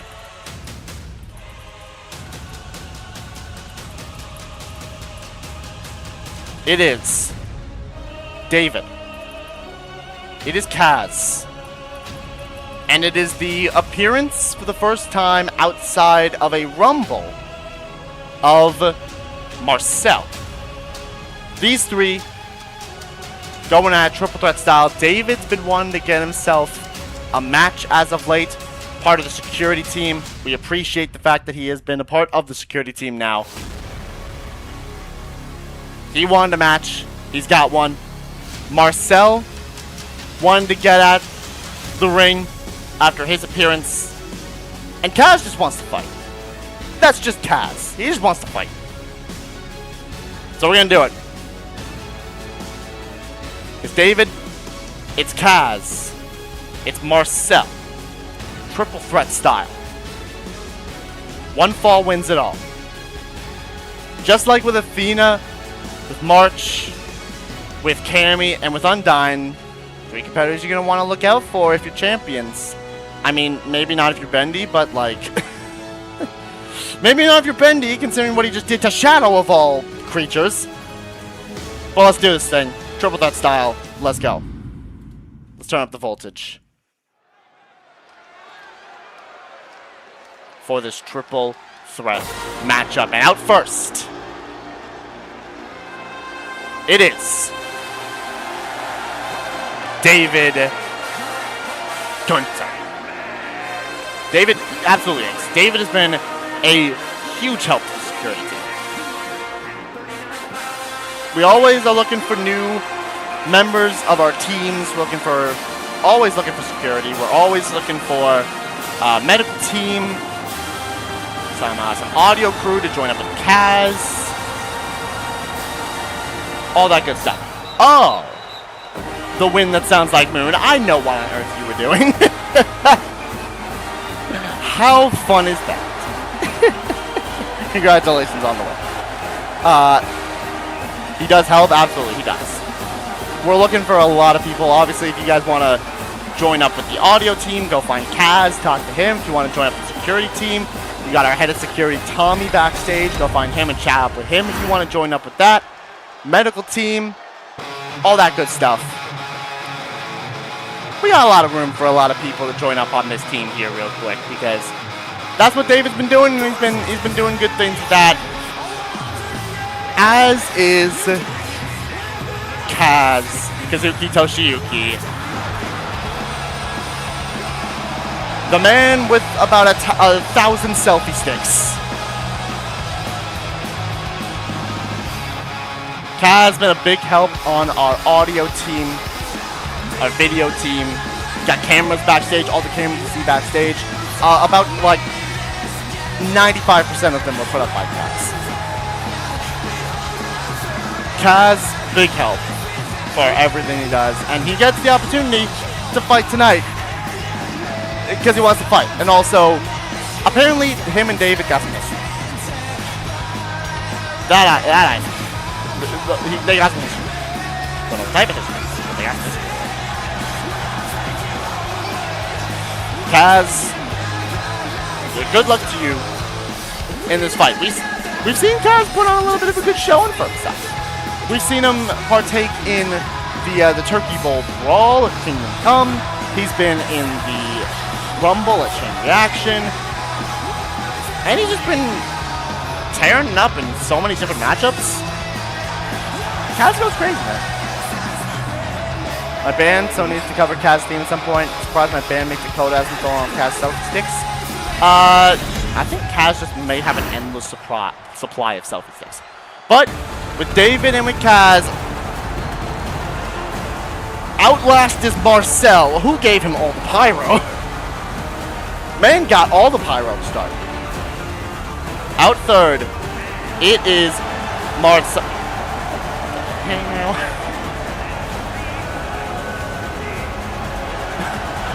What? What is you wearing? Man's got a suit on with a shirt underneath, and what type of hat is that? Apparently, man decided he wanted to get fancy for his first appearance since the Chain Reaction Rumble and his first appearance in a non-Rumble style match. Ballin'? Sure then, no. Ballin'.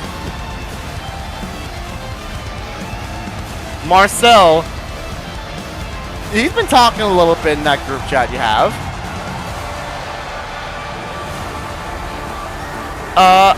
I don't know what exactly he's been saying, but you know, Marcel wants to fight, as do the other two, and he gonna get the chance to fight right now.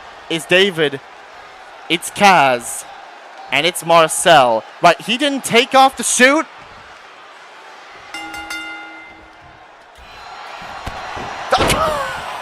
What do you mean? He's fighting in the suit. Normally you see wrestlers with suits and all that type of stuff.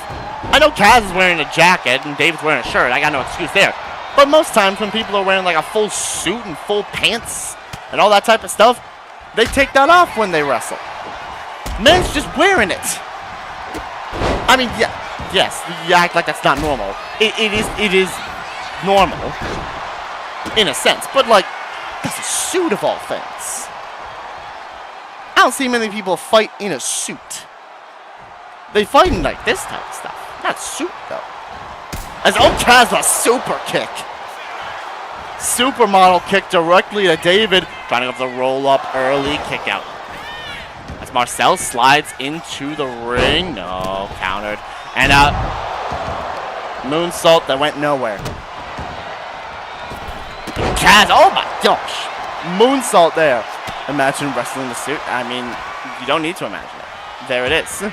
He's wrestling in a suit.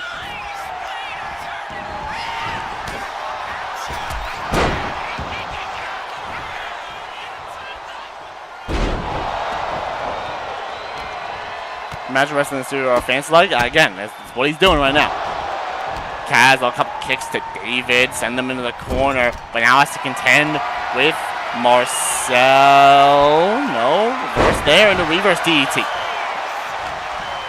You gotta think as well, like, maybe, like, would the suit be causing, like, less mobility in the ring? I don't know. I mean, with what Marcel's been doing, maybe not. He rolls to the outside as David's taking it to Kaz, looking under the ring to grab a sledgehammer. But Kaz right there to meet him, gets caught though into a power slam. Oh, drop kick from Marcel directly to David. I thought he was going to go for Kaz. Instead lands on David. There's the moonsault into the cover. Kaz raged up and then broke up the pin. And, tried for a quick snapshot. And then tried it again. And Marcel said, I saw you go for it the first time. I'm going to catch it again. But David just tossed a sledgehammer at the son of a gun.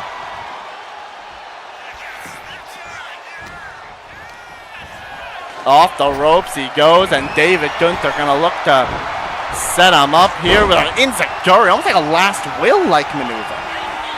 Shades of hula top from David, and Marcel kicking out quickly. Oh, quick roll up, trying to sneak the win, but David's immediately out of the thing. Oh, big knee though from Kaz, but David with a sledgehammer. Sledgehammer from David. Right to Kaz, and he stuns him. And flies in, lands that cross body splash. Calling for him to get up. David does have a signature here, and could be looking for it right about now. There's that cutter.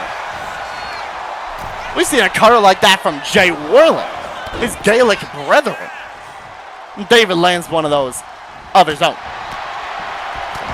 Oh, counter. And now David sets up Marcel, looking for the Forgotten Fate. And that lands directly into the cover on Marcel, but Kaz is back up and breaks it up. And Kaz saying, all right, roll up just like that, but David kicks out. Oh, no, countered by Marcel. Turns him over. Oh! Dang! Caught him with like a V-trigger-esque knee. And tried to go for a dragon suplex, but David out of the way of that dragon suplex attempt. Goes to the middle ropes here. Just kind of ignoring Marcel. And he pushed him. David saw through it. Uppercuts Kaz over top of Marcel. Quickly into the pinfall afterwards. Marcel rolled to the outside. Kaz doesn't burn though. No burning of the resiliency from Toshiyuki. Big punch to the gut. Kaz sending David off the ropes. And just kind of body checks him. Neither one of them go down. Drop kick avoided. And there's Marcel. Dragon suplex. And Kaz, he said, went limp there before rolling to the outside. Marcel climbing up top. I guess the suit doesn't have less mobility because he's climbed up there quick. Kaz, though, trying to send him into the apron, but David catching him with that chop block. And now contending with Kaz. David's been told now pretty strongly through this matchup. The freshest of the three. Kaz popped right back up. Turns David around, up, and down. Reverse DDT. And oh! Combinations from Kaz turned into a big boot from Marcel. And then Kaz takes him down with some combos. David does have a finisher, and he wasn't groggy there.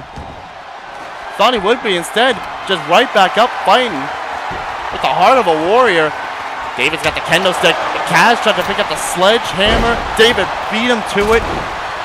Drop kick Kaz. He didn't drop kick David, or at least tried to. But there's a knee from Marcel directly into a poison Rana. And David just stands right back up. The adrenaline is coursing through him. Oh, but Marcel, who apparently got busted open like mad, catches him into a spine buster. Oh, now looking for a submission here. A little figure four that David immediately fights out of. Doesn't take him long to fight out of that. Kaz, David just whiffed on that elbow because Kaz was tossing Marcel. And David gets caught. That is a snapshot directly to the temple, and David has to burn resiliency. He is basically saying, I'll make you remember me, but he sure just got remembered for getting cleaned out by a snapshot from Kaz and being the first to burn. Kick to the side of the head from Kaz, and there's a knee right afterwards. As Marcel looking to grab a weapon, has a steel chair, but instead drops it because he's going to actually, oh my, Kaz! Spitting all over the place from that. Kaz, a Phoenix splash! As Marcel tore apart the announcer's tape. Oh, trying to go for the sledgehammer. Marcel wasn't having it. And sent into the side there, and there's a knee right to David. Oh, but Kaz is down. Marcel doesn't have anything built up just yet, but now he's got a finisher. Drops David and stuns him. Oh, Kaz. That's that drop kick. Looks like I'm not the only one able to do that splash. Yeah, seriously. People can land that Phoenix splash. Some of them is Kaz, but there's that beauty shot. Beauty shot directly to Marcel. Center of the ring into the cover. And Marcel does not burn. No resiliency burned by Marcel as David grabs a kendo stick. In his hands, Kaz. Okay, that was a little bit of a kind of a double team there. David with the kendo stick shot to Marcel, turning into that from Kaz, and David just got ate the sludge. There's a snapshot. Yep, that's a snapshot. That's the end of the match. Kaz gets the... Never mind. Never mind. I stand corrected. I wasn't familiar with the game, David. Kicked out. But a V-trigger from Marcel into the cover on Kaz. He didn't have resiliency and he kicked out anyways. He did in fact live. Oh, and now Marcel. What are you going for? Man's trying to do the same thing that Kenny Omega did. Oh my gosh. The Tiger Driver. This time to David. Dude. And a knee from Kaz, but that's Marcel. Almost like a reverse Rough Rider. Busted Kaz open. And now David's on the outside. Marcel's got a target and Kaz hits that moonsault and could be setting up. Also, welcome back in, Pi. With the win that sounds like Pi. What's it going for? Up on the shoulders here? Oh, GTS. Go to sleep to Kaz, but David breaks it up.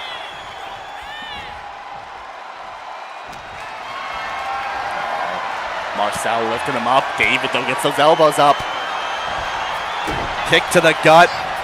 Catches him again. Another forgotten fate. But Kaz with the kendo stick. And doesn't go for the pin on Marcel. Goes for the man who's already burned resiliency. And David kicked out. And he kicked out. Oh my gosh. Look at Kaz's face. Man's taking some damage as David... Oh, okay, Marcel, you didn't need to just, like, duck that kendo stick shot with that much, like, pizzazz, did you? Like, dang. Sledgehammer shots. David is now stunned, and Marcel gets caught by Kaz. But now he's burning that adrenaline rush. But Kaz said, I don't care about your adrenaline rush. Eat this knee. And now putting Marcel directly into the corner. Looking for a little scoop slam. And Cole, he's going up top here. As David's just going to let Kaz do whatever he was going to do. Never mind. He stopped it from happening. As Marcel lands a drop kick onto David. I think he might have been looking for flash photography. But David unintentionally stopped it from happening. Goes into the cover off that drop kick. And David kicked out. Just before 2. Turns him around. Snapshot reversed. Marcel ducked out of the snapshot. Reverse DDT from Marcel. He's got a signature. He's got a finisher. But Kaz has a signature. Turns him around. Turns him around again. And drops him this time. Ref did take a second of time to get in position for the pin. There's that sledgehammer shot. Breaks the adrenaline rush bar. David's back up and breaks up the pin. This match has been cooking. Oh, drop kick doesn't land. Marcel in the roll up on Kaz. Broken up by David. Broken up by David. And now he's choking Kaz. Drop kick. Doesn't land. David out of the way of that one. That catches him. Catches Marcel. That lock and key submission. Lock and key submission in on Marcel. He's holding out. Holding on. He didn't even burn. Kaz wasn't going to make that in time. He didn't burn resiliency. He just got out. David let go. Oh, little drop down, the little neck wrencher from David to Kaz. I'm actually surprised Marcel lived that. And now Kaz rolls to the outside. David drops Marcel. That small package driver into the pin. Marcel didn't burn. Marcel didn't burn resiliency. David did it. Marcel didn't even burn resiliency.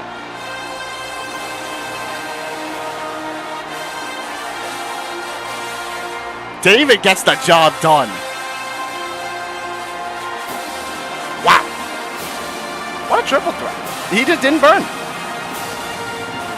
He didn't burn resiliency. David just got it. Get on the meds. Wanted to make Marcel remember him, and he pinned him. He remembered. He won't remember him all right. How'd David win? Through sheer tenacity and will and whatever in the world he was made of there.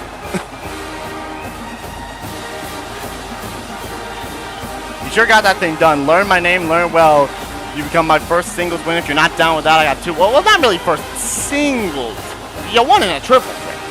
But I get what you mean. Your first win that wasn't a tag match. Congratulations to David. That was 0% if you won David.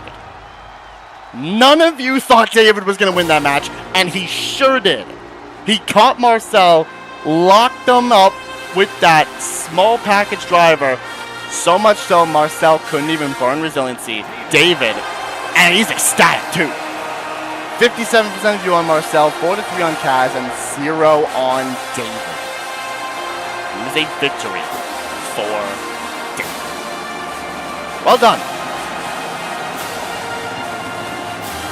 As he said, well, you better learn his name, because he could be looking to do some things now that he's picked up a big win for himself. Get a big momentum boost with this. He actually did get it done. He did, in fact, get it done. Got it done. Got it done. We move on. And before we get to our next matchup, we are going to hear from Joshua Bright. He specifically requested time to call out Kokichi.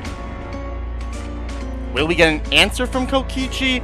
Depending on what Joshua's got to say, I don't know. This is Kokichi we're talking about. So let's get the crew ready to go. We gotta get the blood off of the mat. We gotta get the blood off of Marcel and off of Kaz and off of David, because y'all bled like crazy.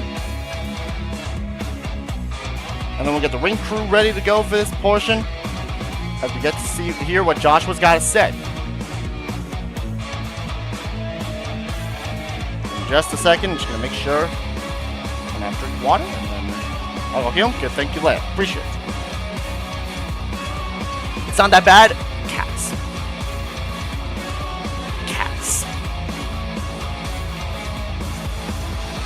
Joshua's ran through everyone in Dice so far. The only one left is Kokichi himself. Honestly, I think he knows what will happen if he fights Joshua. Dave, you can kind of just like, David, either you go to medical. That's one thing. Or just kind of like stick in the crowd for a little bit. We just want to make sure you're ready, but we don't want to, you know, we don't want to give Joshua the wrong idea. It is Joshua Brett. Like, he's chill, but in the way, in the mind he's been thinking, I don't know. I don't know what he's been up to as of late. Kaz's been through worse, can't confirm. Oh, fine. Alright, in the crowd it is. Alright, that's fine by me. We still don't know why Joshua's doing all this. He's giving a lot of mixed signals. He really has. Crew's ready to go. David's a ringside in case. Let's get to the arena and hear from Joshua.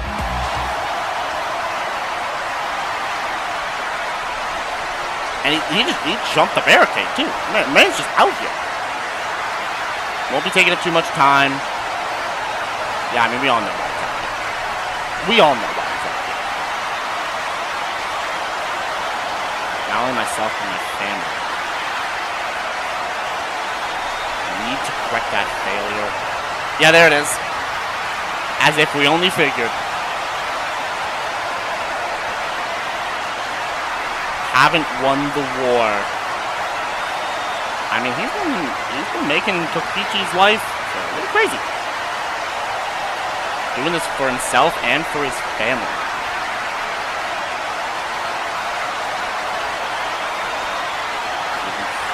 Oh. Doesn't even stay in the ring. Oh. Wow. Succinct and simple from Joshua. He's called out Kokichi, and if he isn't going to accept it, man, I'll tell you what. Understandable. Understandable from Joshua. I mean, he's beaten Akechi. He's beaten Joker. He beat Ryan. He's now 180 turn in his demeanor. And now he wants Kokichi. He wants to end this completely. Which, I'll be real, I don't blame him. I actually do not blame him in the slightest. But we're gonna worry about that at another point. Because now it's time for some one-on-one action, and we've seen how this has been going. The Order and the Heroes Academy are apparently still not done with each other. Even after Kingdom Come, we're still going. Because Uraraka was attacked by Bayonetta in our match against Splendid. Bayonetta revealing to be a part of the Obsidian Order. Again, Splendid getting all these crazy people. Bayonetta declaring herself as a part of the Obsidian Order, looking to make Uraraka's life miserable. Because of that, that's drawn the ire of the Heroes Academy. It's drawn the ire, specifically this time around, of Bakugo.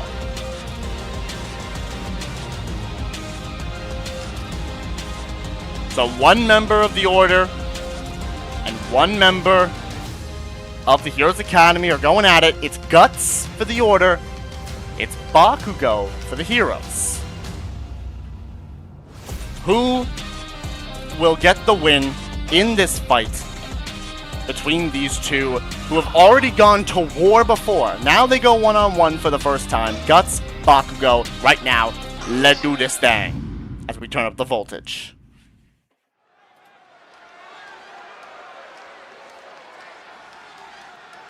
Boy, and here we go, man. And here we go. Here comes the orders. Oh my gosh. I thought it was gonna be Lelouch with Guts. No, it's very much not. It's Bayonetta with Guts. If it wasn't proof enough that Bayonetta's part of the Order, that's the proof you needed. At what point is this borderline obsessive on the Order's end? I think it already is, honestly.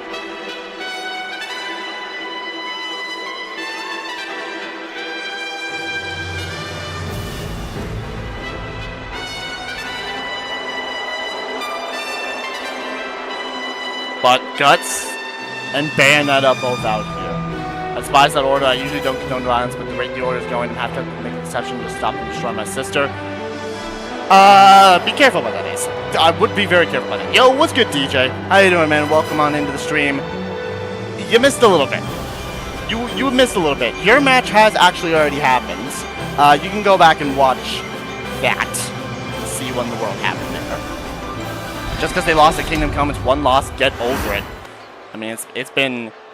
That's just been the Order's MO. And here comes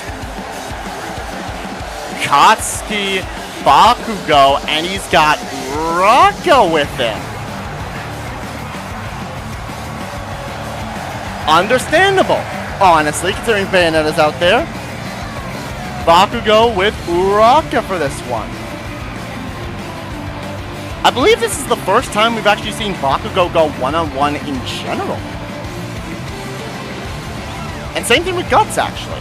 I don't think we've seen them go outside of 2-on-2 matches before. Or 3-on-3, or whatever it is.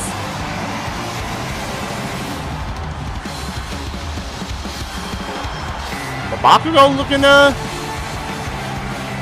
okay. Man, doing flips. He's just doing flips. Alright, Bakugo, I see you. the explosive member of the Heroes Academy, and the most destructive member of the Obsidian Order. It's Guts, it's Bakugo. Here we go.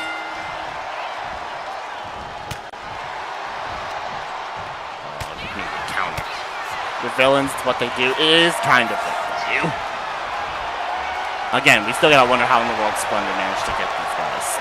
Again, Splendid's just got these weird ways to get all these people. Whether it's money, whether it's power, whether I don't know what it is. Is that Bayonetta? Yes.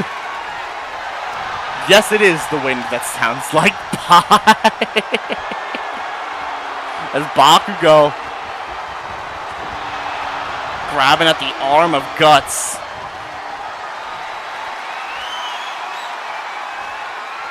Oh, sweeping the leg. Oh, the big lad in Guts, Bakugo. We know how explosive he can be. We know how fast-paced he can be, but Guts showing a little bit of his power that Luthez press.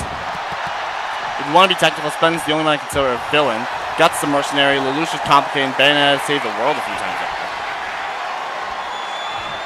The fact that she saved the world a few times over, mind-boggling. Of course. And of course on the other end as well. Bayonetta removed the turnbuckle pad.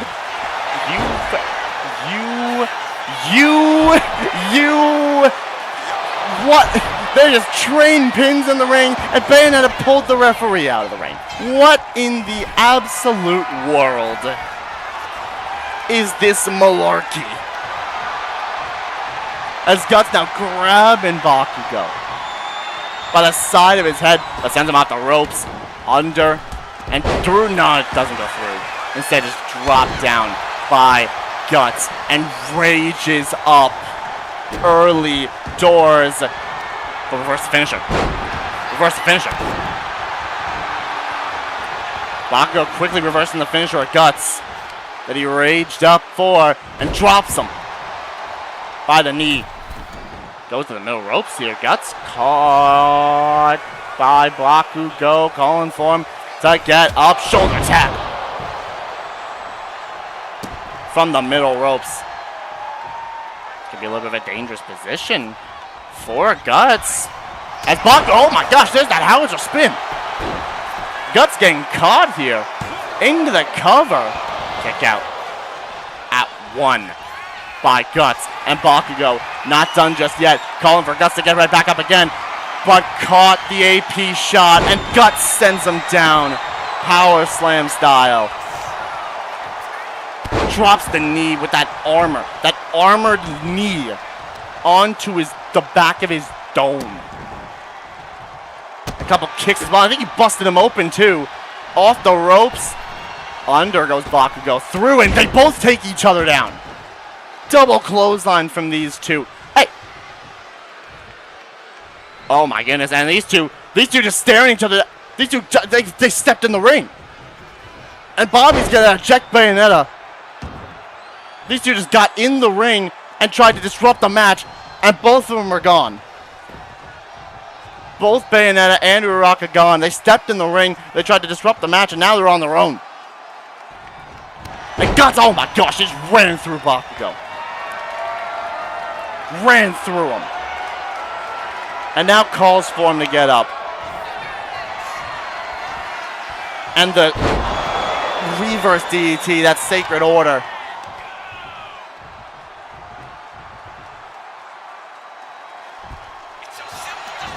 Into the cover on Bakugo.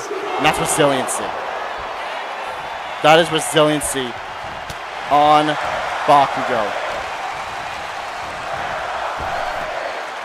It was that ordered sacrifice from Guts that was just hit to force Bakugo to burn resiliency. He does still have that rage in him. Oh, but Bakugo still trying to get momentum back in his favor. Sends him down with an explosive suplex. Now calling for Guts to get up. Rage is up. He's angry. He's pissed. He's put him on the ropes. Bakugo lifts him, drops him. There's that neck breaker.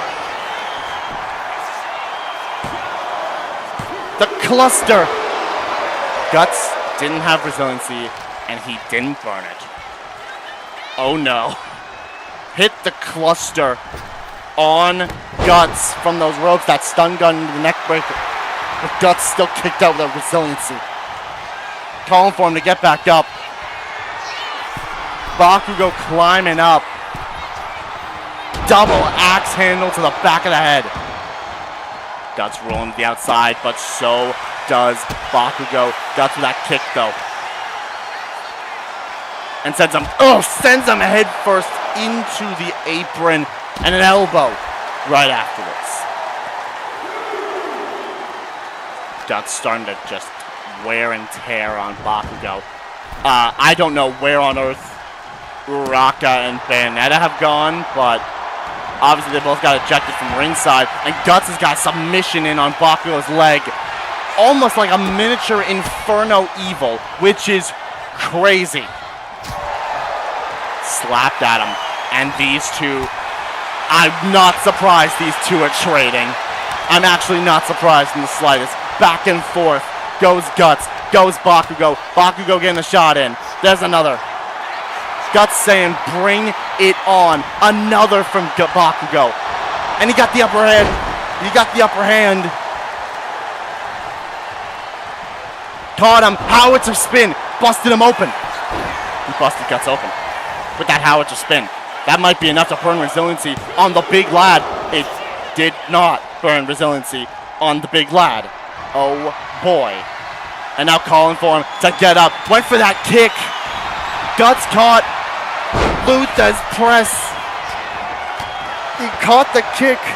That eruption kick. He would say brain on like that. He would. And now Bakugo's caught. Reverse ordered sacrifice. Reversed AP shot. But gets it the second time around. This time lands the AP shot.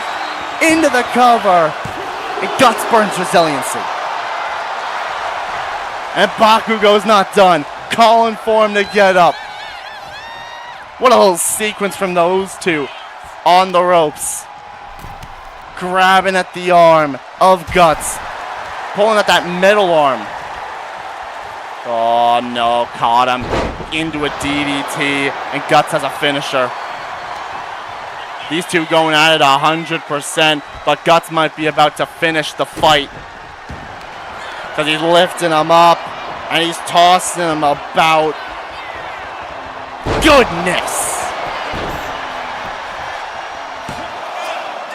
Eclipse Breaker. Tossing him around like a sack of potatoes and put him away. Bakugo down at the hands of Guts. And his victory for Guts. It is a victory for the Obsidian Order. Just the Eclipse Breaker just going to work. 50%, 57% of you on Bakugo. 43% of you on Guts. Why have I just gotten a message to say check the cameras? If it's what I think it is, it's what I think it is. And these two got ejected. This doesn't shock me. Goodness me. Every last one of them, Bayonetta, you're dead when I get there. Ace, maybe of all people, maybe you actually shouldn't be the one to go for this. This is, you know what? Yeah, I'm saying it now. You're the one who's not going. David, I don't know if you're still here. Tommy will find you somewhere. Get the team. That's not Ace. Keep Ace far away from the situation. We need to deal with this. Yeah, David, go get it. David, go get it. Guts picks up the victory, and now these two are just brawling. These two are just brawling. Got it if you need. Thank you, Kara. Appreciate it. Zuraka's just trying to dropkick Bayonetta, and Bayonetta's not falling. Bayonetta's not falling down. There's that headbutt.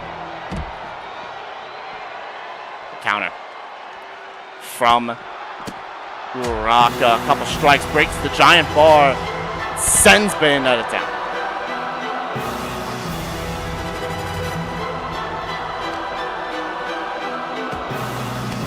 Right up on the ramp. Right near the actual entrance. They didn't leave the entrance. How long have these two been going at it? Have they been going at it since they got ejected? They had to, right? For stuff like this, they had to have been going since they got ejected from the match.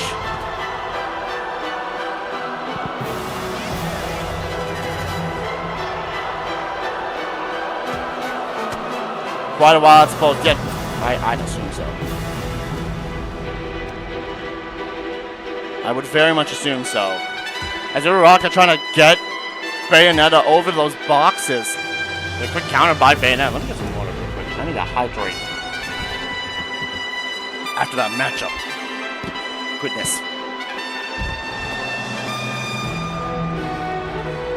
Tossing Uraraka around. Oh, quick reversal though. Quick reversal by Uraraka.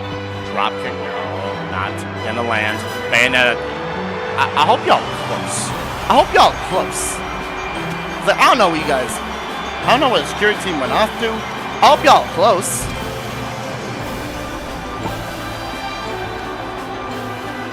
And these two just brawling on the boxes now. They're brawling on the boxes.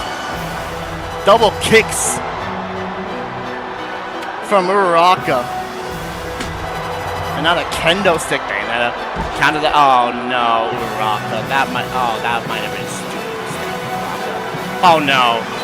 Oh my gosh! Yikes! Okay. Oh my gosh. Off the boxes to the concrete. And a clothesline down. Okay. Let's see. Alright, please tell me it's there. Okay, yep. Great. Awesome. Yes, there. Thank you. Yeah, break them up. Break them up. Break them up. Let's get out of here. Let's get to the next matchup. Congrats to Guts on the victory. Let's break those two up. Get him out. Again, just like with Ilya and Kenny, we have to get so many people out of this building, man. Or at least get one of them, get Uraraka to medical, and get Bayonetta out of this building. Or something. I don't know. Do something. My match is next. Yep, it sure is opening. It's time for some tag team action. It is the second of our two #1 contendership matches for the tag team championships on the men's side. RKOpening has been running through the gauntlet to get themselves to earn this opportunity. They've only lost 2 times. Once to the Heroes Academy, once to the Mario Brothers. Tonight, Opening and Randy look to shake off the cobwebs and look to earn themselves a shot at joining the Bro Gs and the Tyrant Syndicate for the Tag Team Championships at Right to Ring. Who they will take on? Well, it's the same thing as with the Bro Gs. They took on a mystery team in the New Day. We'll see who Randy and Opening will have to face right now. It is Randy, it's Opening. It's RKOpening taking on their mystery team. It's like the Bro Gs against the New Day. Who's it going to be tonight? Let's find out as we turn up the voltage.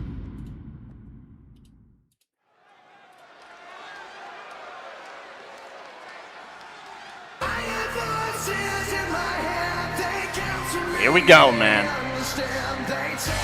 Here we go, and here comes RKOpening.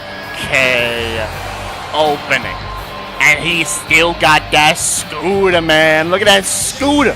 He's scooting.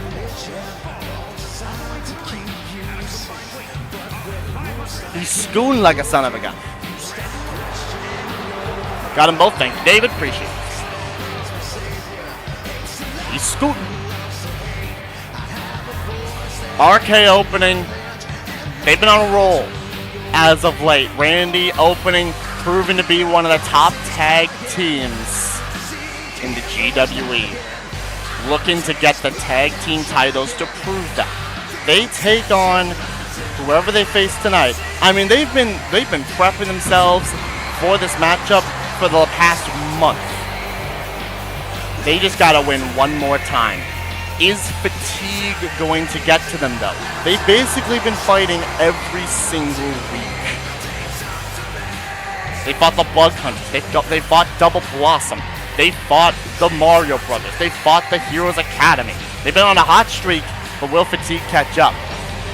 These two have been on fire for quite some time. Can they keep it up with another win, and can they keep it up to get themselves into the Tag Team Championship match? Well, we have to find out with the student and mentor team up. Who are they going to have to deal with tonight?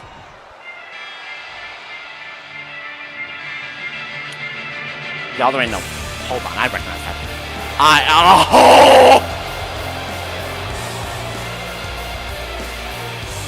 Hey, yo, who told the GM he got this money?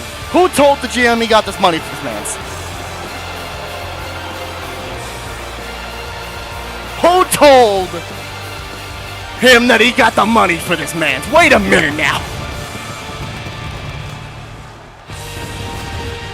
If that ain't a danger I see, that's Chris Danger.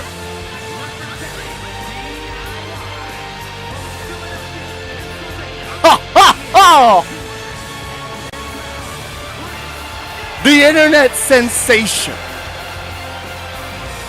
Mr. 99.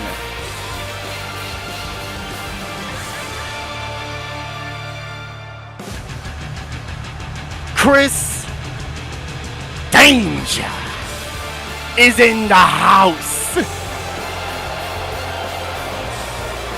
Yo.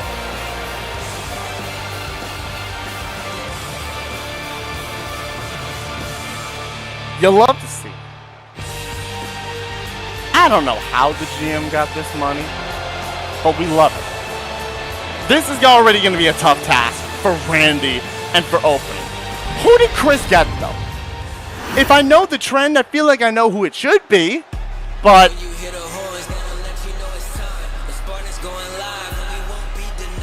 And you don't say. I think I was right on the money. Oh my gosh. Yo, Randy opening, good luck. One viral sensation to another is BDE.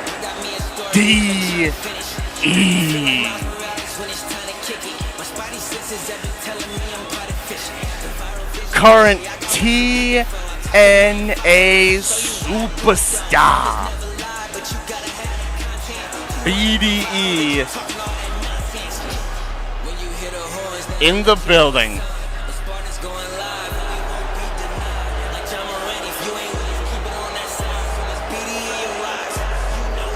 You know the vibes when it comes to this man. Brandon Collins, BDE, is in the house. Randy's starting this thing off with Chris Danger. Oh, this gonna be a banger. This gonna be a banger. Here we go. Randy starting it out and immediately makes the tag to opening. He said, you know what, kid? You got this. Chris and BDE is a heck of a success story from being well-known 2K content makers to actual wrestlers. They've been putting in the grind, they've been putting in the work, but you're up against a veteran of the business. You might have been putting in the work to get to this moment, but you're up against a veteran in Randy Orton. Although he also has somebody who's been training in the form of opening. That may be the target for Chris and for Brandon, because BD's been tagged in. Opening, countered by Bede. Into a quick roll up here. Brandon. Into the no. Cover rolled over by opening. Kick out by Brandon. He's going to sleep earlier, but I want to watch the Bakugo match. Fair enough. Have a good, nice sleep, Dusk. They'll probably update you if anything crazy happens. Brandon jumping back in the ring, but the tag's been made to Randy. The Viper's back in this thing. And there's a knee right to the face of Brandon.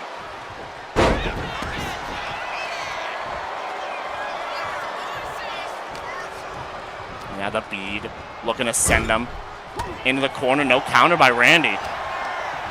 Uppercut lands.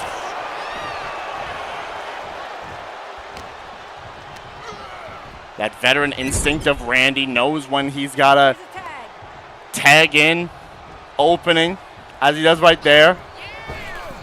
Little double back body drop. We know what Randy's capable of doing. He's a veteran for a reason.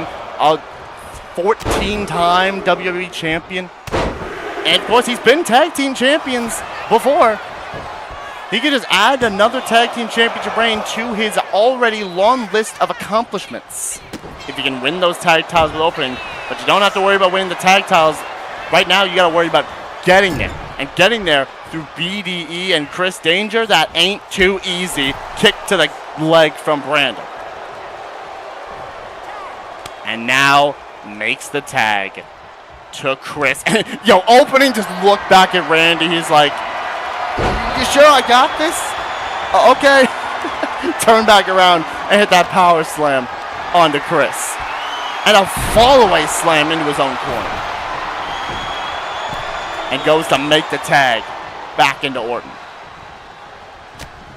Oh, there's that combination. Oh, laid him out. That classic Orton combination, clothesline to the knees, and then another one to the back of Chris's neck. Off the ropes, the sling blade from Danger.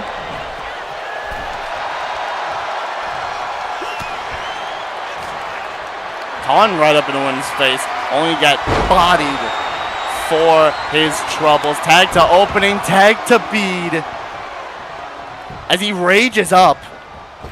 Flying in. Oh, that's the clip cutter. I think it might have just been a normal version of said clip cutter.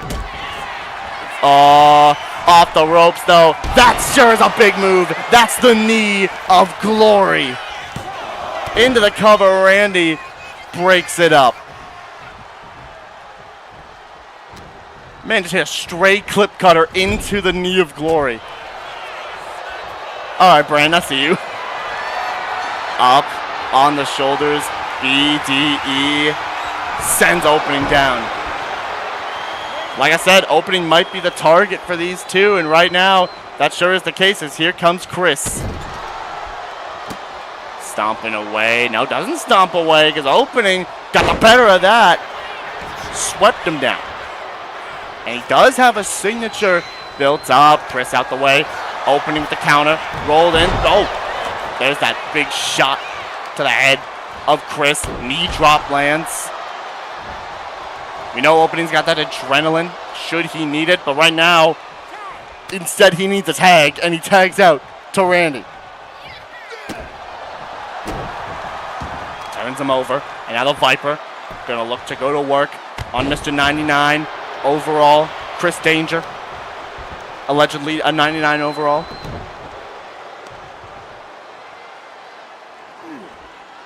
Grabbing at the foot. Oh, swept the leg though, did Chris. Lowering right back up on his feet. Both of them actually do have signatures as oh my gosh, Chris! Tossed him like it's no tomorrow and it busted Orton open. No, out the way of the grab from Randy. Chris, a couple strikes to that.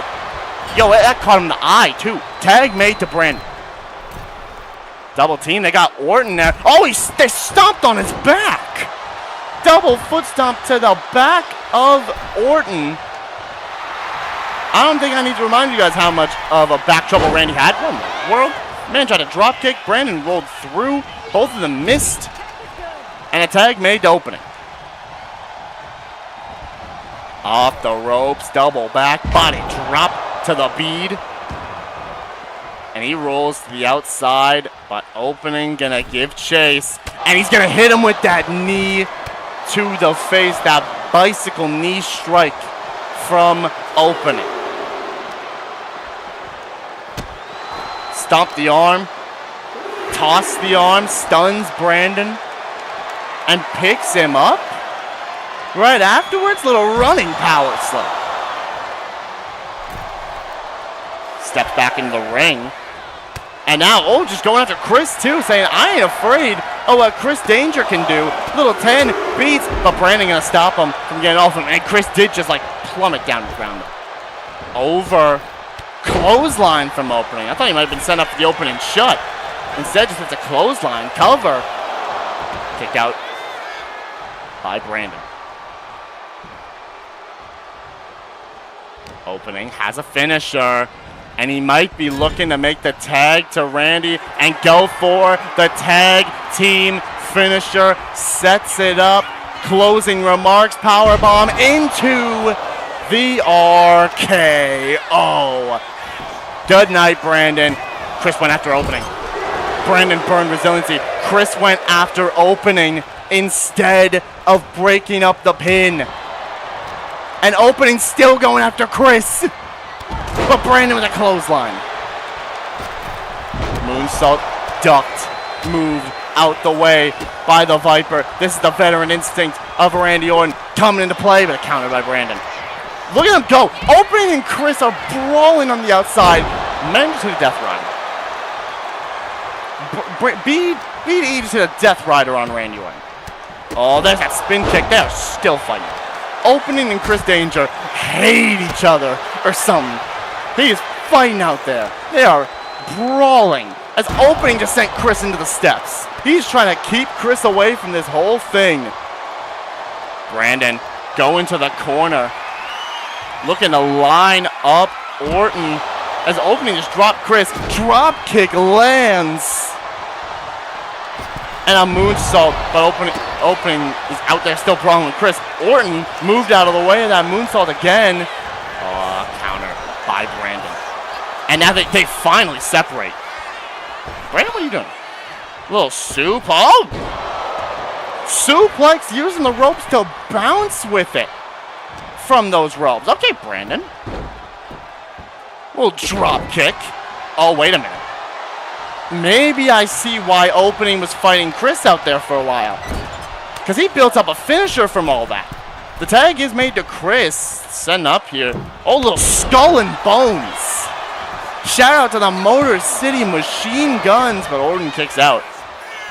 Not even at 2. Oh, no. And now Chris gets caught. Randy looking around. Here we go. Little vintage Orton hits that spike DDT. Straight to the dome of the Danger. And does make the tag into a pretty fresh opening, but Danger with the knee. Rolls to the outside as Chris tags in Brandon. Oh, an opening. Ran into him. Rolls through. Tried to go for opening shot. Brandon out the way, but opening still caught him anyways. There's the open cutter. Open cutter to Brandon, and Chris comes in to break it up. RKOpening are proving why they are not a team to be messed with. Power slam from opening. Brandon is in a world of trouble. Sends him into the corner. Oh, tree of woe position from Brandon. What's he doing here? Going to the top? Opening stuck. He can't get out of there. Double foot stomp from the tree of woe. And Brandon, oh my gosh, that's a submission. Locking a dragon sleeper on opening. He gets out of it. Opening quickly out of that dragon sleeper. Brandon out the way, but a clothesline from opening. And stopping Chris from making the tag. Opening off the ropes. Leg drop, Brandon out the way. BDE lifts him. No, doesn't lift him. Reverse DDT from opening. And they're going out. They're showing out. Stopping Brandon from making the tag again. BDE can't get that tag into Chris. But a reversal of the Irish whip. He still doesn't let him. The adrenaline now from opening. That's crazy. He really is just not letting Brandon make this tag. He knows he can put him away. Opening's fired up. Running in. Clothesline, but Brandon gets the feet up. BDE gets the feet up. Out of the way. Try to back it up. Opening. Off the ropes. Clothesline lands. He got a signature and a finisher from that because of the adrenaline rush. But the tag is made to Chris. Chris Danger in. And Opening just gets out of the ring. Slides back in the ring. Oh, tried to go after Brandon. Tried to go after BDE. Because he was in the way. Chris wasn't even going to go after him because of that. But he pushed him away. And now Danger with that splash. He popped up. Opening popped up. But he popped up in a taste of danger. He popped right up in a taste of danger. And into the cover. That brings in Randy.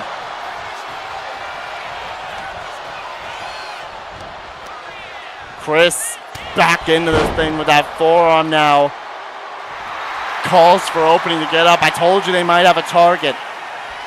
They know Randy's the problem. Randy was going to swing at Chris. He had to get back in before he went high flying. He knew Randy was about to swing on him. Picks him up.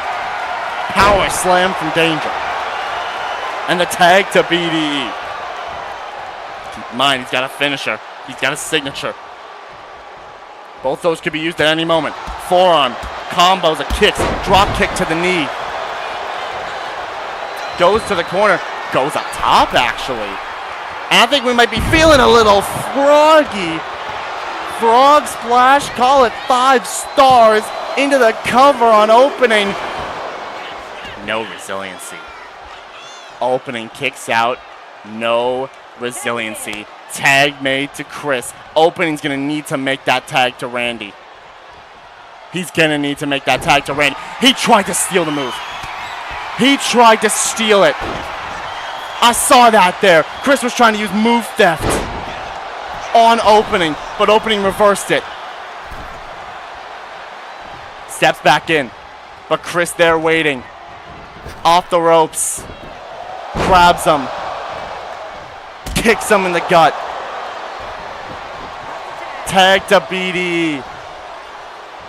Opening is on wobbly legs, and he might be just down into the cover after everything has been put through. He doesn't even burn resiliency. He's still going. He don't burn resiliency. Opening still fighting on like his heart, like his life depends on it. Brandon's rolling through. He didn't get far enough, but he gets the knee. He does get the knee. Backed up a little bit just to get that knee. Opening, send to the ref. Might have saved him for a second, but Brandon drops him on his head. Tags back out to Chris. Opening is in desperate need of a tag. Chris he missed. Okay, he missed. Opening tried to grab him, but he's so exhausted he couldn't move fast enough. Chris counters. Toss him into the corner. Tags in Brandon. Sending him into the corner. He tried for a knee of glory right there. He tried for a knee of glory and Opening reversed it. And that's what he needed. That one slip up is all he needed. Tag made to Randy. Closing remarks. That's what he needed right there. Into the cover. Chris went after Opening again. He went after Opening again, but Brandon kicked out this time. Wait a minute. Randy, RKO to BD. They're still fighting. Opening stopping Chris from breaking up the pin. Opening do it. The teamwork. The teamwork of Randy and Opening. He saw Opening stepped into the ring. Seemed like he stayed in the ring so that Chris would go after him. Brandon kicked out. Randy hit an RKO, and just seeing that, Opening said, I know what I gotta do.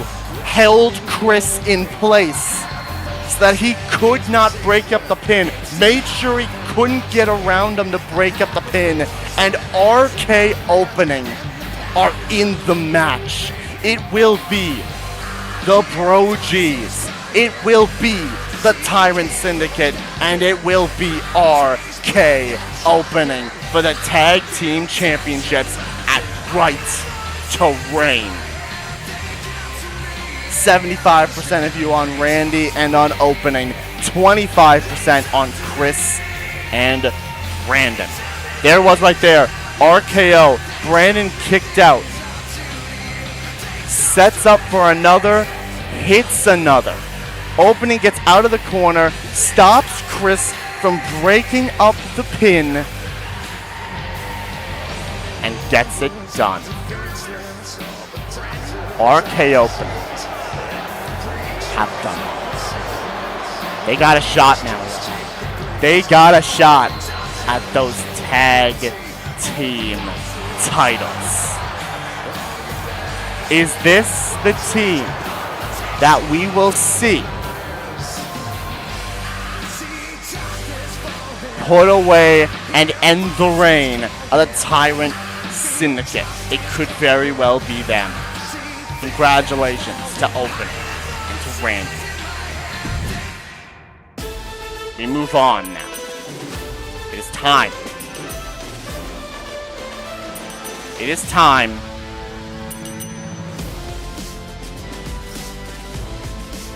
for our World Heavyweight Championship match.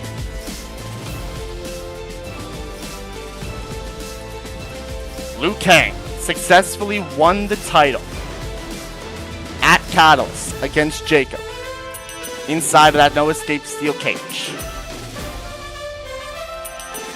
Addressed his challenger in Ira, but was cut off by Monkey D. Luffy. He said the way you got there had a little bit of an asterisk on it, so I deserve a shot. Liu Kang, of course, agreed and set it up for tonight. It is one-on-one. It is for the title. It is Liu Kang defending the World Heavyweight Championship against Monkey D. Luffy. Who will walk away as the World Heavyweight Champion, and who will Uncle Iroh have to keep his eyes on? Let's find out right now. Turn up the voltage. Woo, good match to BD and Danger. Why'd Danger go after me? I don't know. I don't know, Opening, but y'all just kept fighting on the outside for some reason. It is for the World Heavyweight Championship. Right now. Come now first.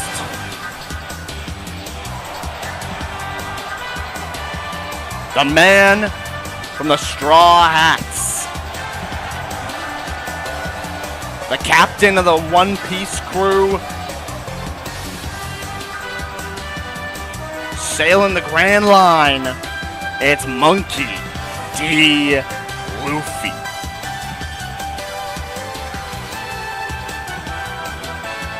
Luffy looking to prove that the reason Liu Kang is champion isn't because of his own hard work, it's because he got lucky. He got lucky in that qualifier, and he just barely got the arm over Jacob and got lucky there. Luffy looks to put a stop to him tonight, and looks to end the reign early and get himself the World Heavyweight Championship.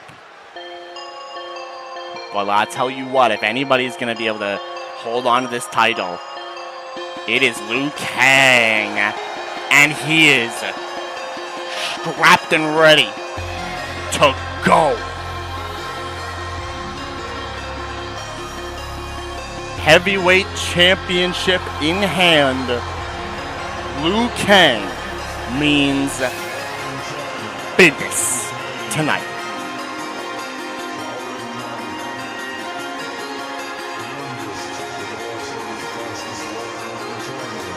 He means business tonight. The champion is here. Ready to take his first chance and defend his title.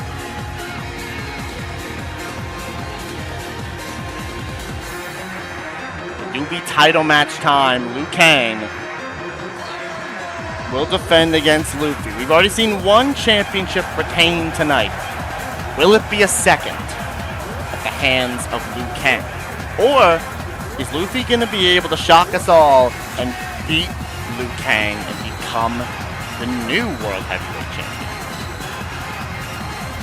Only time is going to tell for tonight as these two square up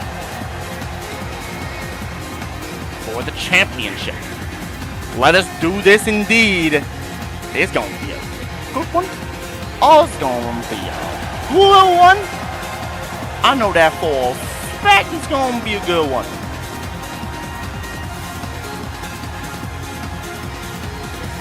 Liu Kang, Monkey D. Luffy. They know how to put on a banger. Can they put on another one tonight? We're going to find out. The World Heavyweight Championship is on the line.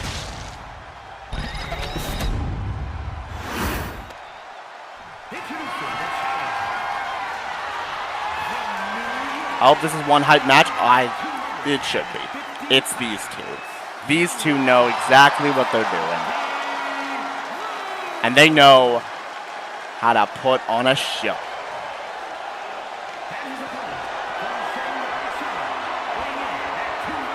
The challenger, Monkey D. Luffy. And the champion holding that title with pride. For his realm and for here, Liu Kang.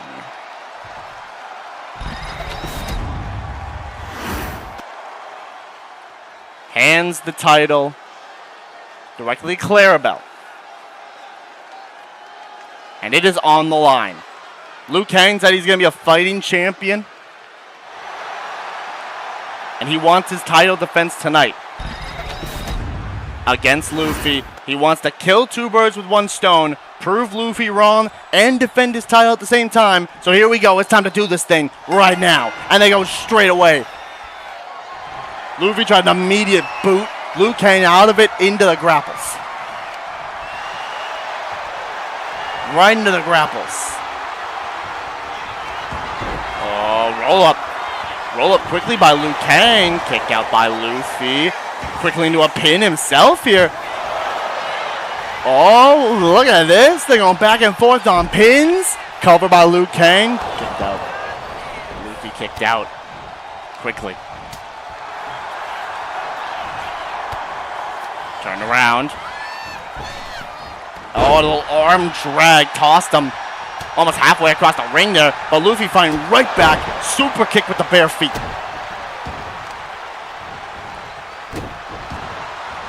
Luffy still got that hat on. He got bare feet. Liu Kang does not have bare feet. He wearing them shoes for this fight. But that's just what Luffy does. Luffy just goes barefoot all the time. That's Monkey D. Luffy for you.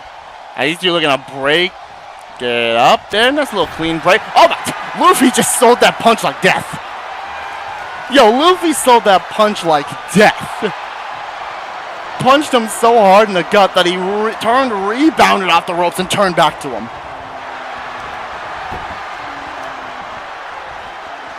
Well, Luffy catching him with that little neck crank. Trying to cut off the circulation. Cut off the circulation to Liu Kang.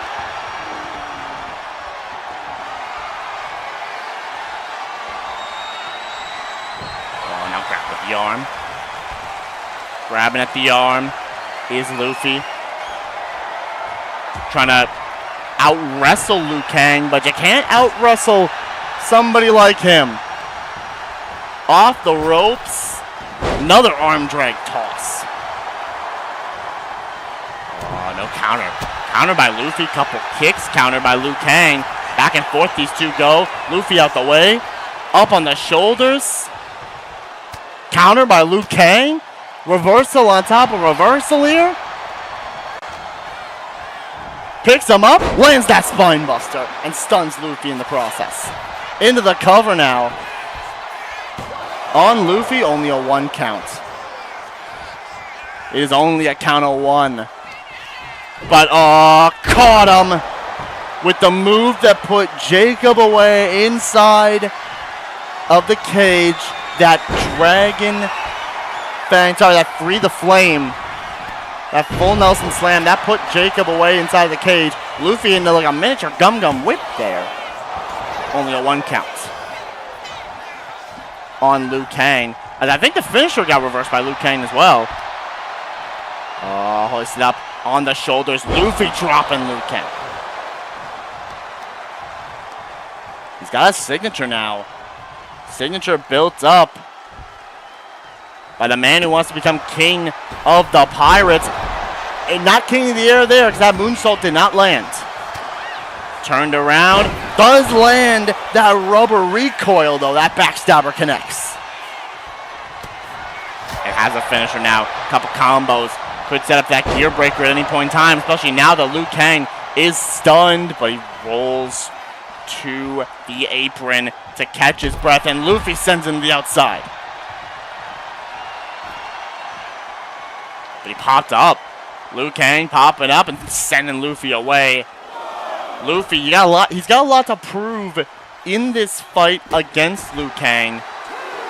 We haven't seen him do as much recently. Is he going to be able to fight this good fight against Liu Kang, especially with potentially a little bit of ring rust attached? We saw how ring rust goes for somebody like Loxus, where he fell short to the Ringmaster in quick fashion. He doesn't want to have that same fate. Luffy giving it everything that he has, but Liu Kang giving it all right back as he sends him back into the ring. Calling for him to get up here. Luffy looking to take to the air. No, caught the kick. Did Liu Kang. Clothesline out the way. And, oh! Dang, he just back-fisted him. Back-fist and Luffy combos into the knee. Spinning discus knee strike from Luffy. More combos. Stuns Liu Kang and sends him flying.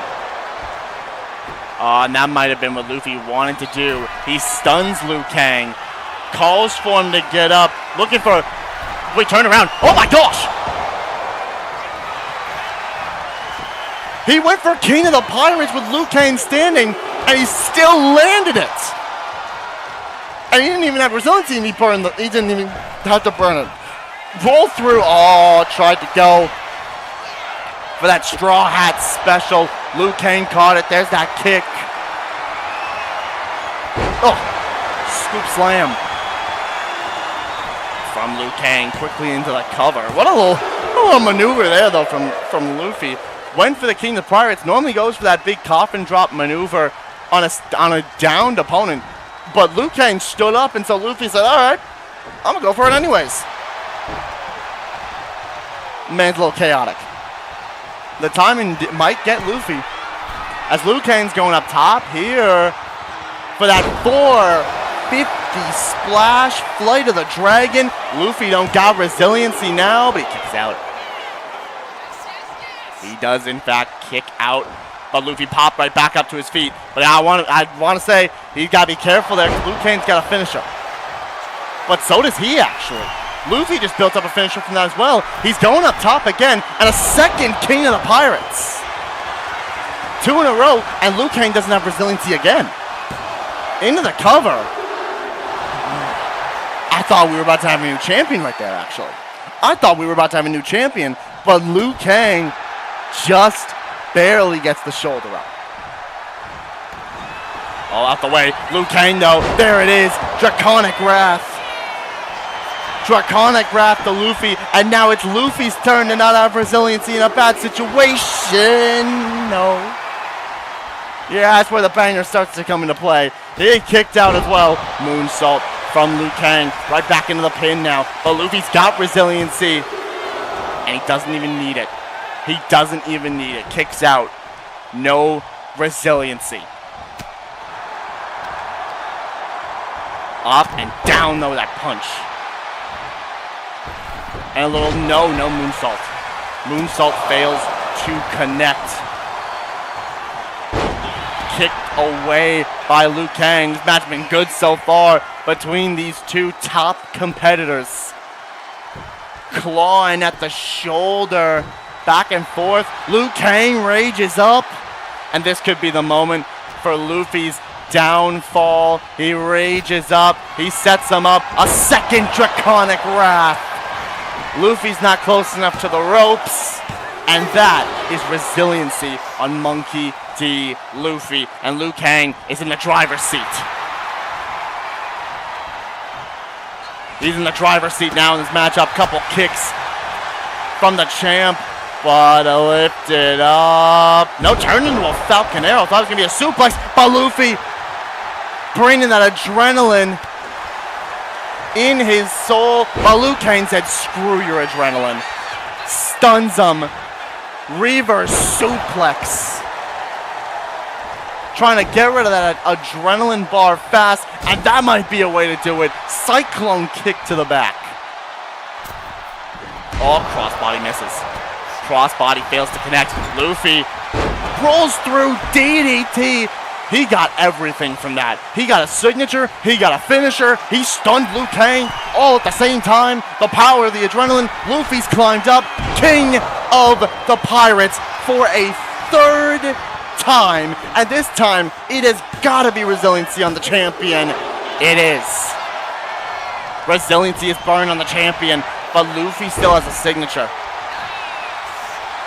Liu Kang still in dire straits, but he's looking to fight on like a champion we know he is. Anybody's game now in this fight. Couple kicks from Liu Kang. Turns into a neck breaker. Luffy's adrenaline bar is gone. Climbs up. Liu Kang might have seized the moment here. Sets up. Flight of the Dragon. Connects into the cover. No, he kicked out. Not enough. Luffy still kicking out. There's a moonsault back into the cover. Liu Kang's trying to end this at any point in time, and still is not gonna be the case yet. Luffy's still kicking out. He's got a signature, but Liu Kang's got a finisher. I'll tell you what, the next man to hit the big move is gonna seal the deal in this matchup, and I'll tell you, I think Liu Kang is the one to do it, because there is the fatal flame, and still your world heavyweight champion.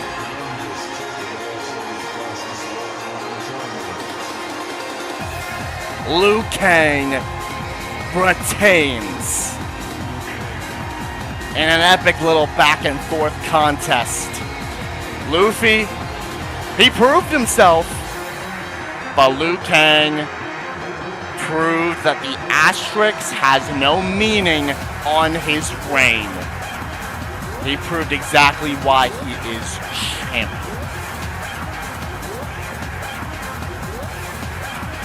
What a match. What a fight. What a phenomenal match.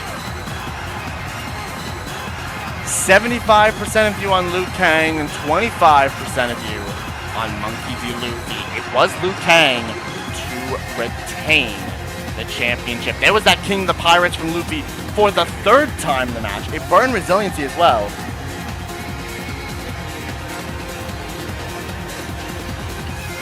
Water himself. And this would be the closing stages of the fight. Hits Flight of the Dragon. Well, yeah, I don't have the authority to get you to referee that matchup. And I think it's probably a little too late for that.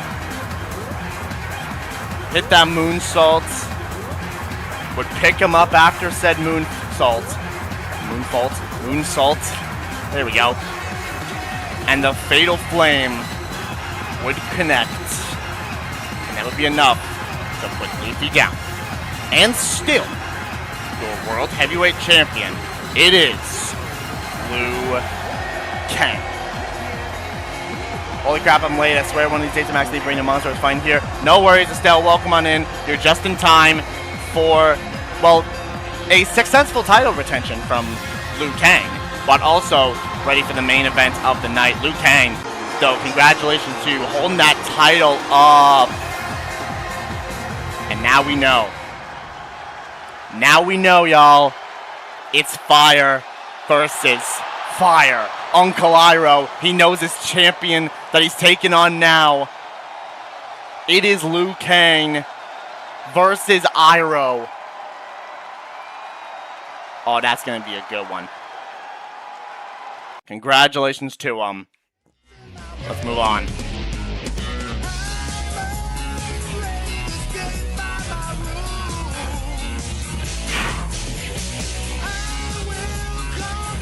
Let's move on now, because it is, unfortunately, time for the main event of the evening. We are going to need a miracle in Hollywood. It is the Queen of the Ring semifinals. It is the Diva.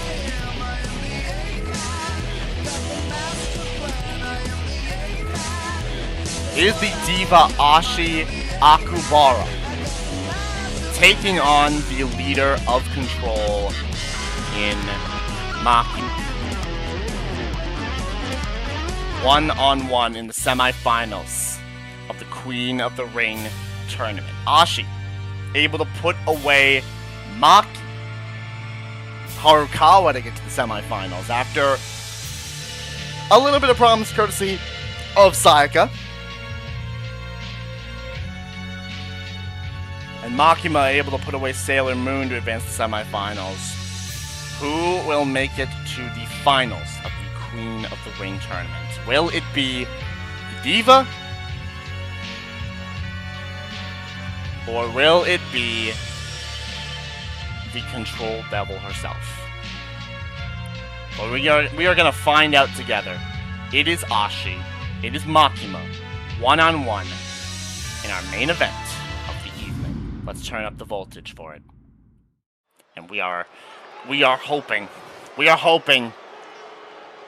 that Ashi can get this thing done, because I dread to think of a world where Makima could be our Queen of the Ring. And, well, I mean, this also doesn't surprise me. Ashi got flair with her. Fire and desire are here. Normally, you see, normally, I know we're not a huge fan of flair. We're not a huge fan of flair. But this is kind of a situation of the lesser of two evils, I'd say. And I feel like when we're comparing these two to Control, I think these two are definitely the lesser of the two evils. Despite how opinionated Flair can be, this is definitely better than the other side of things, so, like I said, we are praying for a miracle in Hollywood. Welcome on in, Jacob. You are just in time for our main event. As Ashi looks to stand up to this one. It is Makima, and they're all here. They're all here. Gosh dang it, they're all here.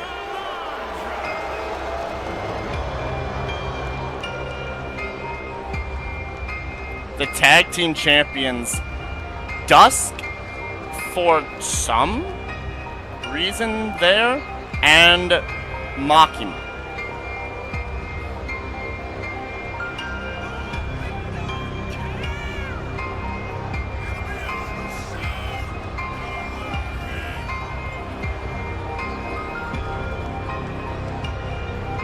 All four of them out here. This is a very bad case for Ashi. All four of them out here is terrifying.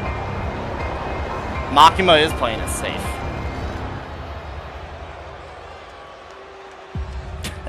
That's fine. The freaking transfer, David, transferred Makima to hands. I don't know why I transferred to hands, but that's fun. Time for the main event. It's Ashi, it's Makima. We need a miracle. Let's do this thing. Come on, Ashi. Here we go. Oh, dodging the elbow, but Makima couldn't get that knee to the face, and now they grapple. They're chaining. They're chaining in the corner. And we get a clean break. But, I mean, not for very long.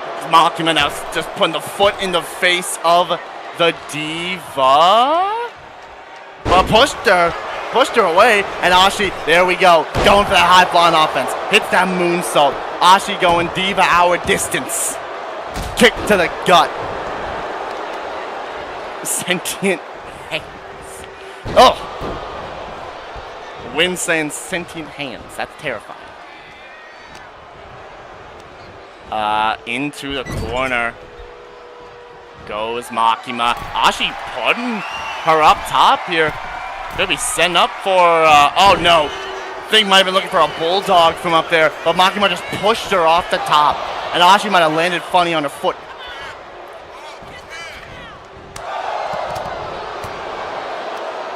Still trying to fight back. With everything she's got, kicked to the back of Makima. And right now it's been all Ashi. And that's what we love to see. Kicked out by Makima though. Moonsault. Oh, she got up and moved. But Ashi gets up, hits the Hurricane Runner. Yeah, come on Ashi. Come on Ashi. Goes to the corner, setting up here. Hold on a minute. What? She was going for a spinning bird kick. She was going for Chun-Li's move. Tried to send a message to the champion that she'd get the challenge, potentially, if she were to win the Queen of the Ring tournament. That's kind of crazy, actually. But those kicks from Makima right to the gut of Ashi.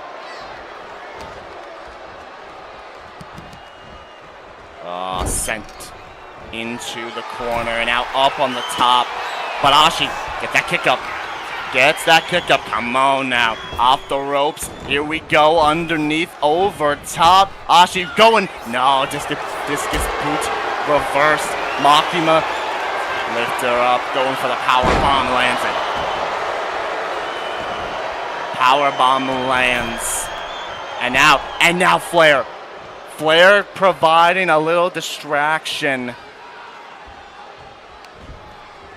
for Ashi. We saw that pay off so well against Maki for Ashi. In fact, literally, Flair's distraction allowed Ashi to win the match. Can she do that again? But right now, it's not looking too good. It is not looking too good. As now a little ground and pound from Makima right to Ashi, slapping her in the face too. Turned over. And now going after the... Oh, now she's going to stomp her head into the canvas. But out of the way. Clothesline. Oh, wait. I hear her. Hold on. What was she about to do? Oh, boy. Oh, the knee, though, from Ashi. There we go. Quick knee into the pin on Makima. Get that 3. That's 2. That's only a 2. Now, oh, big kick from Ashi. And another one. And pushing Makima. And another kick from Ashi. Oh, those diva kicks going crazy. Love it. We love to see it from Ashi. Oh, off the ropes, though. Underneath. Sent into Lorenzo. Out the way. And there's the diva kick. Diva kick from Ashi. Oh, no. Oh, there's the distractions. There's the distraction from Susie. And Android 18 at the same time. They did try something first. Both of them at the same time? Dude. Oh, wait. Maybe not for much longer, though. Roll the film. Oh, yeah. Roll the film. Come on. Come on. Burn that resiliency. Come on. Do it right now. Burn that resiliency. It didn't burn resiliency. Gosh dang it. Okay, hold up. That's okay. Ashi. Ashi, you can't be missing those moonsaults. Ashi, you can't be missing those moonsaults like that. Kick countered. Oh, no. Not that guiding hand. No. Oh, no, it always sets up into this. No. Chain of command. She's got no resiliency. Come on, Ashi. Come on, Ashi. Please kick out. Thank goodness. Oh, my gosh. That guiding hand to the chain of command. That nearly, oh gosh. Oh my god, look at Susie. Look at Susie. Pulling apart the turnbuckle pad. Double axe handle. And Lorenzo quick on the draw to fix that thing. Quick on the draw. Off the ropes. And he avoided by, oh my gosh, man. More distractions. This is more distractions than I think Flair has ever done. This is insane. From Control. They're doing everything they can to make sure Makima goes on to the finals. As Ashi not gonna let that deter her. Calling for Makima to get up, and the Diva's gonna go high, flying, drop kick lands. And rages up. Ashi rages up, and Makima crawls to the corner. And I'll tell you what, with a raged up Ashi, that ain't where you wanna be. She reversed the best-selling blockbuster. Oh, Russian leg sweep into those punches. And oh! Missed the moonsault. Turned around though. Turns her back around STO. And stomp to the arm. Maybe trying to sacrifice Makima's arm. We know she likes to go for that sacrifice. And there's a little, went for that prettiest moonsault ever. But Makima countered out. But Ashi counters out. Right to the eyes. Right to the eyes from Ashi. A little dirty, but against Makima, I'll take it. At least this one occasion. Roll through, victory roll, and stuns her. Stuns her. Doesn't have anything though. Susie was getting up on the apron. I saw that. I saw that purple dragon try to get up on the apron there. Senton lands from Ashi. She's cooking now. Hold on a minute, Ashi. Into the cover. Oh no, she got further on this. When needed, yeah, we accept a little dirty when needed. Turn around, no. Reversal the signature, no. No, she doesn't have the Sonic. No. Chain of control. Come on, Ashi. Fight out, Ashi, please. Chain of control locked in. Either she got her hand underneath the bottom ropes, or she just let it go. She might have passed out. And Makima might know that. No, Ashi was playing. Ashi was playing possum. She playing possum on her. She popped up though. Ashi, wait a minute. Code of silence. The code of conduct. Locked in by Ashi. That's wrenched back. Let's go. She didn't burn resiliency. Let's go, Ashi. That's what I'm talking about.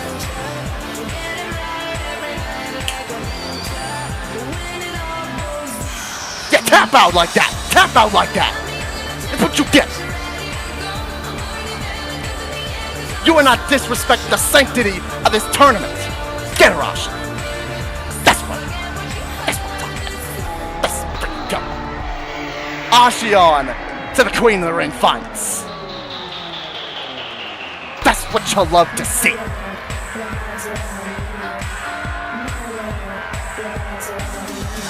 Couldn't win even with her whole crew there. If you're dang right, Moon. If you're dang right.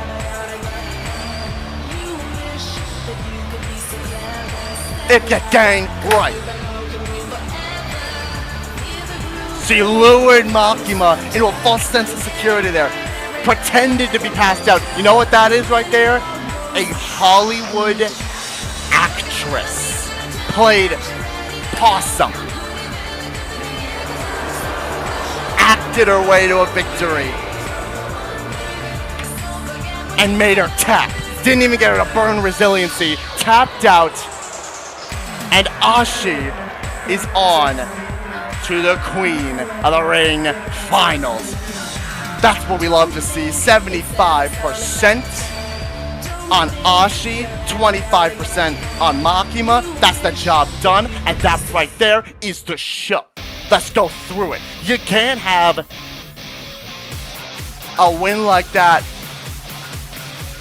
without a diva to get it done.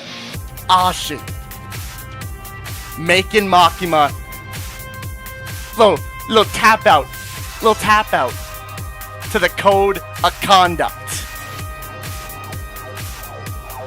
Even with the whole crew, even with all those control freaks,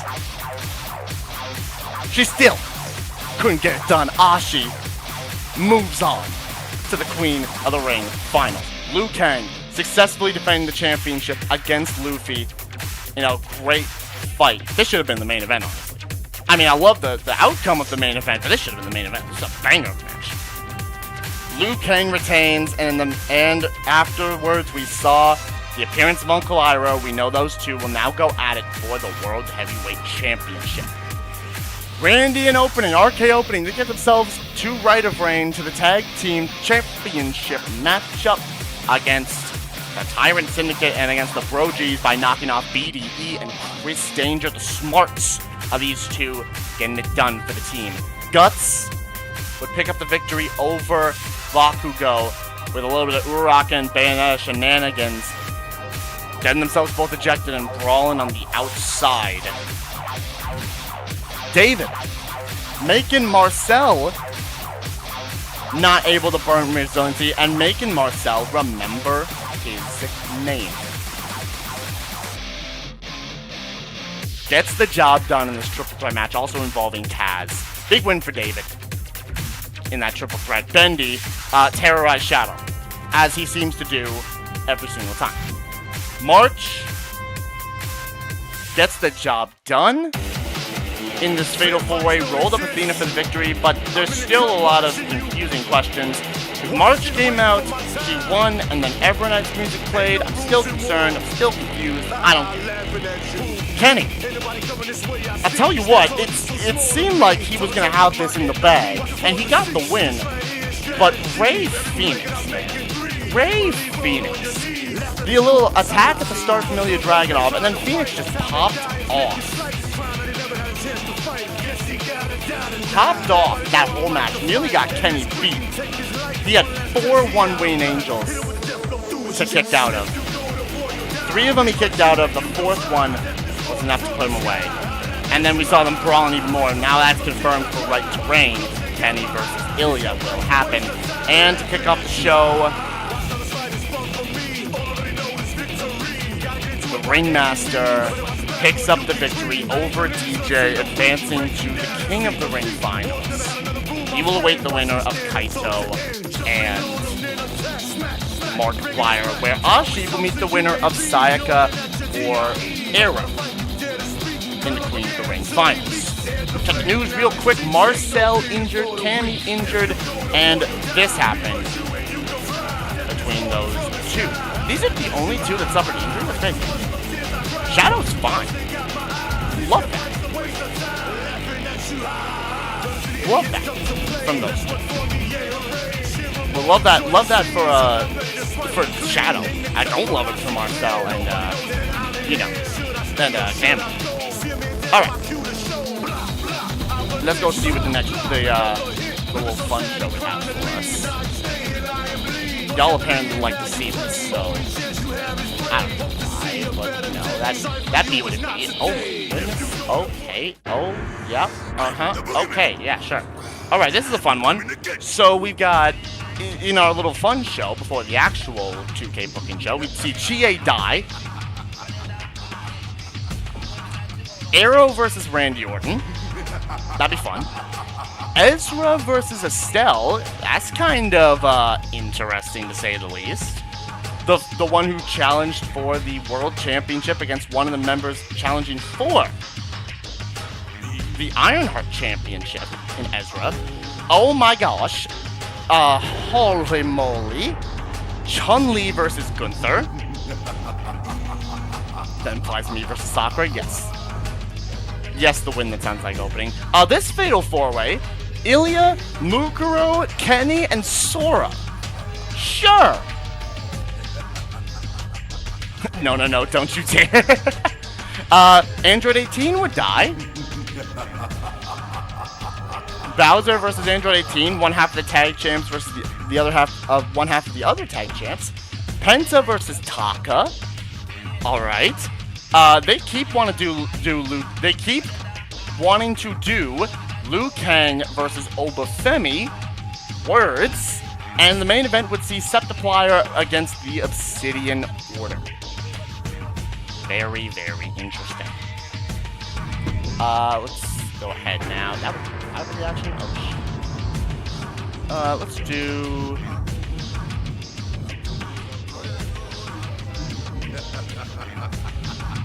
Let's do this one. Let's do this one for the match. Let's just say, sure, why not? Okay, wow. Okay, what's up? Alright. What would be our actual show? Alright, yep, that makes sense. So, we got Splendid versus Uraraka again. Understandable. Considering all that shenanigans, but I feel like Uraraka is now going to want to go after Bayonetta instead of Splendid. Clover versus March. Alright. Interesting. I guess it's set up for Chun-Li versus Clover, going through March. They keep wanting to do Liu Kang versus Obafemi. This game is crazy. Bowser versus Android 18 again. Oh my banger. Jay Warlin, the Ringmaster, and Eggman. Yo, Jay, Pie, I think y'all know the mission. In that match. Nami versus Sayori. One third of the people going for the Ironheart Championship. Well, one half of the triple threat for the Ironheart Championship. One third of the triple threat for the Ironheart Championship. One half of the challengers for it in Sayori versus Miss Golden Shot in Nami. Deku's retiring. Oh no. Oh, Deku, no, don't retire this early, my guy. We kind of need you around. Deku versus Gunther. Joshua versus Ryan. I mean, we've seen that. We did see that. And the main event, the matchup, we will see it right to reign. Ilya Dragunov, Kenny Omega. Power rankings. Ringmaster at number 1. Orton at 2. March at 3. Ashi respectfully at 4. Love to see it. Kenny at 5. And through the rest, we see Liu Kang, Bendy, Penta. Alright. DJ, Chun-Li, David, Joshua, Ray Fenix, Guts, Luigi, now Ezra, Bowser, and Shadow in your top 20. That is the show. That is the power rankings. Y'all can go add a character now. Huh. Hey. Hey, man. I'll tell you what, I can work. There's someone that was saying, I'll tell you what. I can work with it. Oh, I can work with it. Pie. Yo, yeah. Today was the show of Pie. I'll tell you what. Today was the show of Pie. Pie won for the King of the Ring semifinals and the Queen of the Ring semifinals. You'll love to see it. There's a world where Pie could have both the King of the Ring and the Queen of the Ring, and I would honestly laugh if that happens. That'd be so fun. I'm so fuming with Danger. Listen, Opening, I don't know why the game just decided to have you and Chris Danger fighting so much. Maybe. We'll see. But anyways, that's going to do it for this show. Thank y'all for tuning in. I will probably have some Right to Reign match cards for tonight, along with the official ones. Obviously, you guys know Kenny versus Ilya is going down at Right to Reign. And Chun-Li and Clover is going down at Right to Reign. So I'll probably post those. Maybe I'll post another. I don't know. But those ones are definitely going down, along with the original match cards for next week. So that'll be good. Be fun stuff. I should probably kind of inform you of the day of the show. Now, shouldn't I? You know what? I'll inform you guys when the show is going to be in the Discord. I was going to do it now. I'm going to just wait, and I'm going to let you guys know when I have the logo and all that, and do it in the Discord. So have fun with that. It'll be great. Y'all figure it out in the Discord. It's gonna be good. And some great fun. Y'all have a good rest of your night. I'm out of here. I'm tired still. It's been a week. But you know what? We'll be back at it again next week for another edition of Voltage. So I'll see you then. Turn out to the final boss.